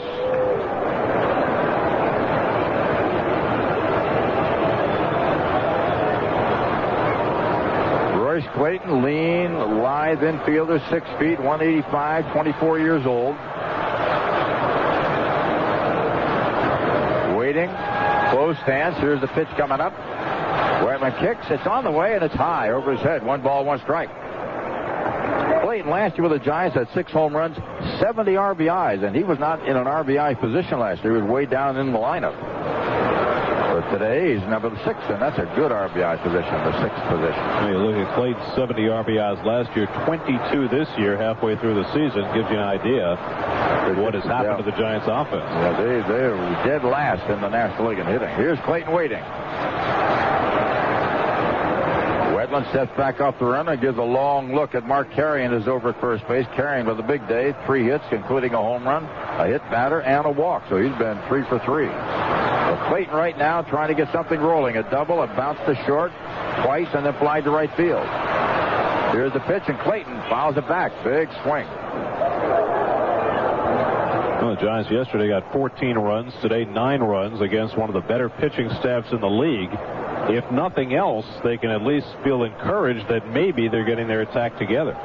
Well, there are those who really get into this in the East. They say that the Atlanta Braves and Montreal Expos are the 2 teams with the best pitching staffs in baseball, with the possibility of the Chicago White Sox, and they haven't done it yet. They got a good staff, but they haven't put it together. Here's a 1-2 delivery. 1 ball, 2 strikes. Clayton waiting and throw to first base. Of course, the young Padres staff isn't so bad either. They're getting there. Yeah, I'm telling you, I'm not proud of my team, but I'll tell you, they have 4 young pitchers, all of whom have a 20 potential game season somewhere. Well, that Joey Hamilton is very, very impressive for a guy who's just come up. He knows how to pitch. All right, the 1-2 pitch coming on. Clayton waits. Here's the pitch by Wetland. Got the corner, nailed him. Strike 3, and Clayton caught looking. Spectacular slider on the outside part of the plate. We have gone through 8 innings of play in our CBS Radio Sports broadcast. The score, Montreal 10, San Francisco 9. We'll be back in just a moment. 66, WFAN New York. Pat Gomez will come on to face Larry Walker, Will Cordero, and Len Webster into the 9th inning. We got a 1-run ball game. It's the Expos, 10 runs, 11 hits. The Giants, 9 runs and 12 hits. Both teams have made one error, but this has been one of those back-and-forth games all the way. It was a 6-6 game, and then the Expos got 4 runs in the 7th. Giants came back with 3 in the 8th inning, and now there's a 1-run margin between the two. Giants trailing by 1. Here's Larry Walker. First pitch by Pat Gomez, the left-hander, is a fastball inside. Walker struck out twice, got a single, got a base on ball, scored a run, drove in a run. Walker waiting, and the pitch is in there. Gomez, good left hand. He had an arm operation and really almost took a year off. Had to get well. He's back fighting his way into the big leagues again. Here's a 1-1 pitch. Walker swings and misses. Strike 2, 1-2.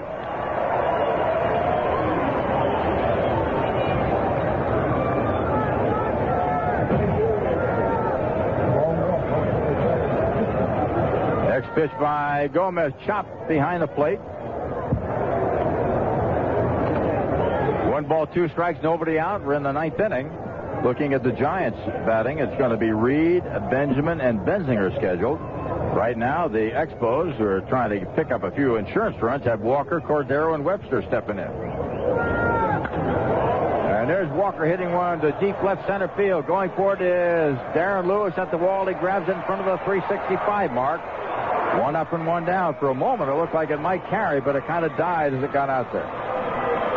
Well, the Expos have hit 5 home runs today. They nearly had their 6th. I think it's fair to assume that sometime in that bottom of the 9th, assuming that he is healthy enough, we will see Matt Williams as a pinch hitter. You almost have to. He's got to come in there somewhere, unless they have 2 runs in before he gets a chance to get up. Because with Jeff Reed hitting at 147, Mike Benjamin 209, and Todd Benzinger, who is, hadn't even started the game, you got to put him in there somewhere and hope he'll nail one. All right, first pitch now to Will Cordero. Had a home run on a single and 4 trips. Waits, and here's the pitch by Gomez. Right in there, strike 1. Pat Gomez fires away and misses this time. 1 ball, 1 strike. 1-1 the count with 1 away.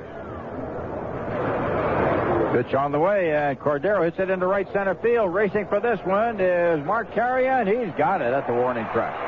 I'll say one thing about Gomez. He's thrown 2 long balls, and they've both been caught. Put the ball in play. Hasn't fooled anybody. Put the ball in play and let your fielders catch it. Not a bad strategy. Gomez's great statement. Somebody said, "Hey, Lefty," he said, "what do you attribute your great pitching?" He said, "What ballpark in the fast outfield?" Yankee Stadium in those days was 461 feet to dead center, and you did have a big ballpark, and you did have a fast outfield by the name of Joe DiMaggio. He was all by himself out there. They call this guy Lefty Gomez, too? No, not quite. He's not there. Lenny Webster steps in. Safe on an error, struck out, walked, and hit a home run. Hit a 3-run home run. That was the blow that has put the Expos on top. At that time, it went 10-6. But then back came the Giants with 3 in the 8th inning, helped out by a 2-run homer by John Patterson. Barry Bonds hit by a pitch, stole second, came in on a single by Carrion. So it's a 1-run game as we go down to the wire here. Fastball's outside. Ball 1 the count. Lenny Webster. Not a well-known figure from Minnesota. He lived in Minnesota. He's played in Minnesota. Takes one outside. 2 balls, no strikes. Former Twin. I think you can go around the list of almost every player in Major League Baseball and say formerly this, formerly that, with a different organization. There's a ground ball on the third base side. Grab bobble quickly, and Benjamin up with it, throws to first. Benjamin backhanded it, bobbled it, picked it up, and fired Lenny Webster out on a play that went 5-3. So it's 3 up and 3 down, and after 8.5 innings of play, it's a score: Montreal 10, San Francisco 9. Park, a wild and woolly ball game. It's a 10-9 score with the Montreal Expos sitting on top. We go to the last half of the 9th inning. But first, let's pause 10 seconds for stations to identify themselves on the CBS Radio Network. At Wimbledon today, Conchita Martinez beat Martina Navratilova in 3 sets to win the women's title. Pete Sampras plays Goran Ivanisevic in the men's final Sunday. And we'll have more later on WFAN New York. John Wetland will try to hold him in and come up with a save and give the Expos a critical game. The first two games were split. In fact, last night the Giants had a field day. 14-7. Wow. And right now, the Expos aren't doing bad themselves. 10-9, they're on top. Expos had a chance last night to gain ground on the Braves. Couldn't do it. Tonight, the Braves leading 1-0 in the second inning at Florida, and so it would behoove the Expos to hang on to this one. All right, here's John Wetland now going after Jeff Reed, who got a walk, bounced the second fly to right and struck out. He is 0 for 3. Last half of the ninth inning. Defensively, Berry at third, Cordero at short, Lansing at second, Walker at first, Webster the catcher. Outfield left to right, White, Grissom, and Alou. With a high fly ball, first pitch in the air to the third baseman. Going for it is Sean Berry. Foul territory, fighting it, and grabs it. And I'll tell you what, he was battling that one. Well, right now we have Benjamin and then Benzinger in the on deck. I can't believe that I'm going to put Matt Williams in there someplace. Well, it seems to me that they would prefer Dusty Bakerwood to get a runner on and bring Williams up with a chance to win the game with one swing. But if you get two out and nobody on here, you'd probably use Williams in that spot, I would think, unless Williams is not able to swing the bat. Let's send the message down. Now that we got this thing figured out. Here's Wetland going after Benjamin. And there's a swing and a miss by Benjamin. Didn't look good doing it. He singled, struck out, singled, and fly to center field. But you're right. You almost have somewhere to get Williams in this ball game, a one-run game. Well, he had him in the on-deck circle last inning and pulled him back, which makes you think that maybe he is not capable of swinging. I was just going to say, there's that flaw that he might be injured and can't play. There's a curveball outside. Well, 1 ball, 1 strike. He hurt that hip flexor last night. Whether that affects him to the point where he can't swing the bat, we don't know. Going to find out now. John Wetland goes after Mike Benjamin. Came into the game batting at 209, up to 234. Here's the pitch to Benjamin. Foul back. A ball and 2 strikes. Well, of all the scores for you when the game is over, you bring up to date what's going on in Major League Baseball, and a lot of those games are popping up now. In the National League especially, there are 3 finals in the American. There's another partial in the American, and maybe 2 more in the American. They're all starting to come in. Well, to tell you just what's going on in Major League Baseball as soon as this game is over. Here's the pitch to Benjamin. Outside, they ask for an appeal at first, and the first base umpire, Mark Hirschbeck, says no. 2 balls, 2 strikes. The line score, Montreal 10 runs, 11 hits, 1 error. Giants 9 runs, 12 hits, and 1 error. Last half of the ninth inning, and John Wetland trying to hang in there and grab a save.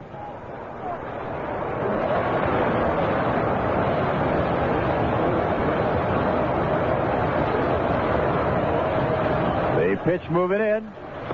Swing and a miss at a bad pitch, and there's that strike zone again. Man, that ball was up and over his head. Here comes Matt Williams. He's going to hit for Todd Benzinger.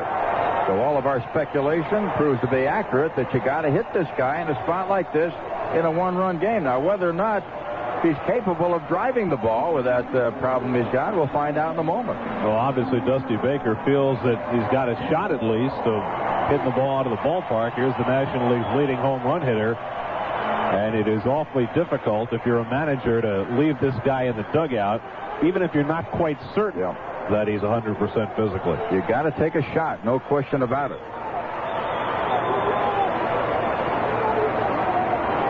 So Matt Williams, John Wetland, head-to-head for the ball game right here. Expos on top, 10-9.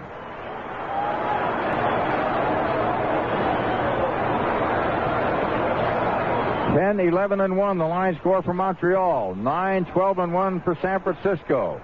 Matt Williams, 30 home runs, leads the National League and only 2 behind Ken Griffey Jr. in the American League, who really got off to a roaring start. Right behind Ken Griffey is Frank Thomas with 29. So these are the big guns in Major League Baseball. Here's the biggest in the National League. Our pregame guest, Matt Williams, takes outside. 1 ball, no strikes, 2 outs.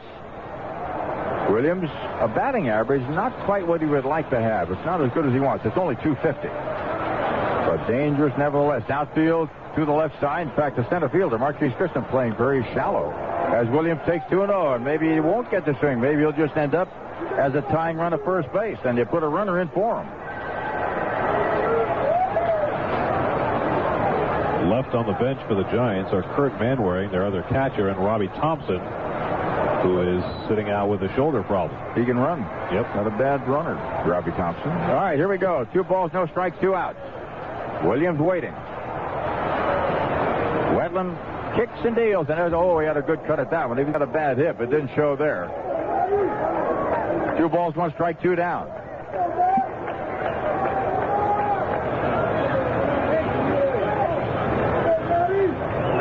Lenny Webster wants to make sure he and John Wetland are on the same page. He's going to visit the mound. Last thing in the world you want to do here is make a mistake to Matt Williams. This guy's in an incredible home run groove right now. And you're behind in the count, too, so you got to be very, very cautious. You're right. Batted his 30th last night, 29 through the end of June. That's a new National League record, 1 more than Willie Stargell had. All right, here we go. Matt Williams steps back in again. 10-9, Expos lead. The 2-1 pitch to Williams. He swung at a bad pitch. 3-1. Make that 2-2.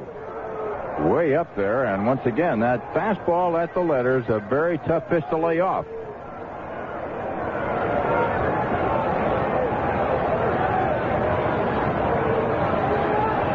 John Wetland, the count 2 balls, 2 strikes, 2 down.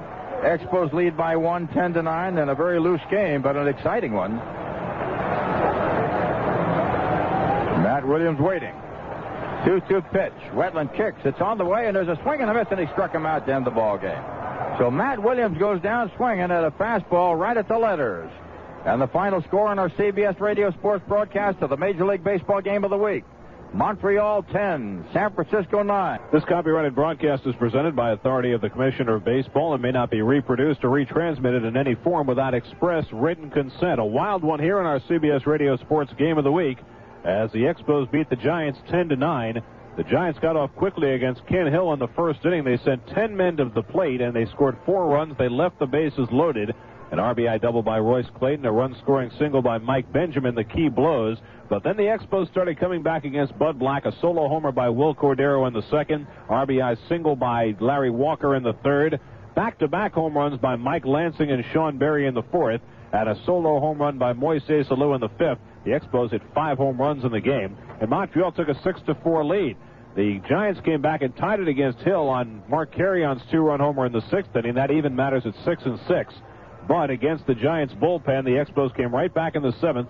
Dave Burba issued back-to-back walks, and then after Mike Jackson came on, he gave a bloop single to Will Cordero that plated the go-ahead run, and then Lenny Webster slammed a 3-run homer. That made it 10-6 in favor of Montreal, but the Giants weren't done.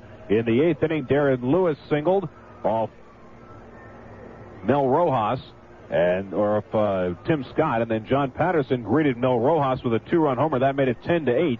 The next pitch hit Barry Bonds on the side. Bonds walked out toward the mound. The bench is emptied.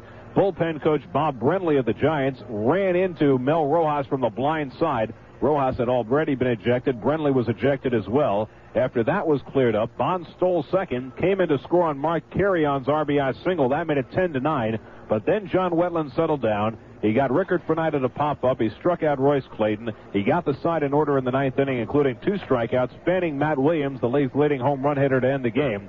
And the Expos had hung on for a 10-9 win. For Montreal, 10 runs, 11 hits, 1 error, 5 left. For San Francisco, 9 runs, 12 hits, 1 error, 9 left. Ken Hill, the first 12-game winner in the National League. He's now 12-3. Dave Burba, the loser, he's 0-5. Save for John Wetland, his 14th of the year. Time of the game, 3 hours and 30 minutes. And the paid crowd at Candlestick, 22,617. In the National League, Fred McGriff is homered for Atlanta, and the Braves lead the Marlins 1-0 in the bottom of the second. All the other night games in the National League just getting underway. In the American League this afternoon, Boston drilled Oakland 10-2, snapping the A's 8-game winning streak. Tom Bernansky had a grand slam. Cleveland beat Minnesota 9-1. Albert Bell hit his 24th. Charles Nagy went the distance on a 5-hitter. And Seattle had 19 hits and beat the Yankees 12-6 as Dave Fleming won his 6th of the year. The final score in our CBS Radio Sports broadcast of the Major League Baseball game of the week is Montreal 10 and San Francisco 9. We'll give our stations a chance for a message. We'll be back in just a moment. WFAN New York. You've been listening to exclusive coverage of Major League Baseball from CBS Radio Sports. Our final score from San Francisco was the Montreal Expos 10 and the San Francisco Giants 9.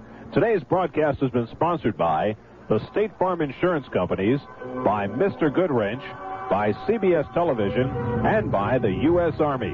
Thanks to our engineer, Raul Velez, and our producer, Bill Severa. Working with us in our New York studios, our technician, Leo Brown, our studio coordinator, Howard Denner.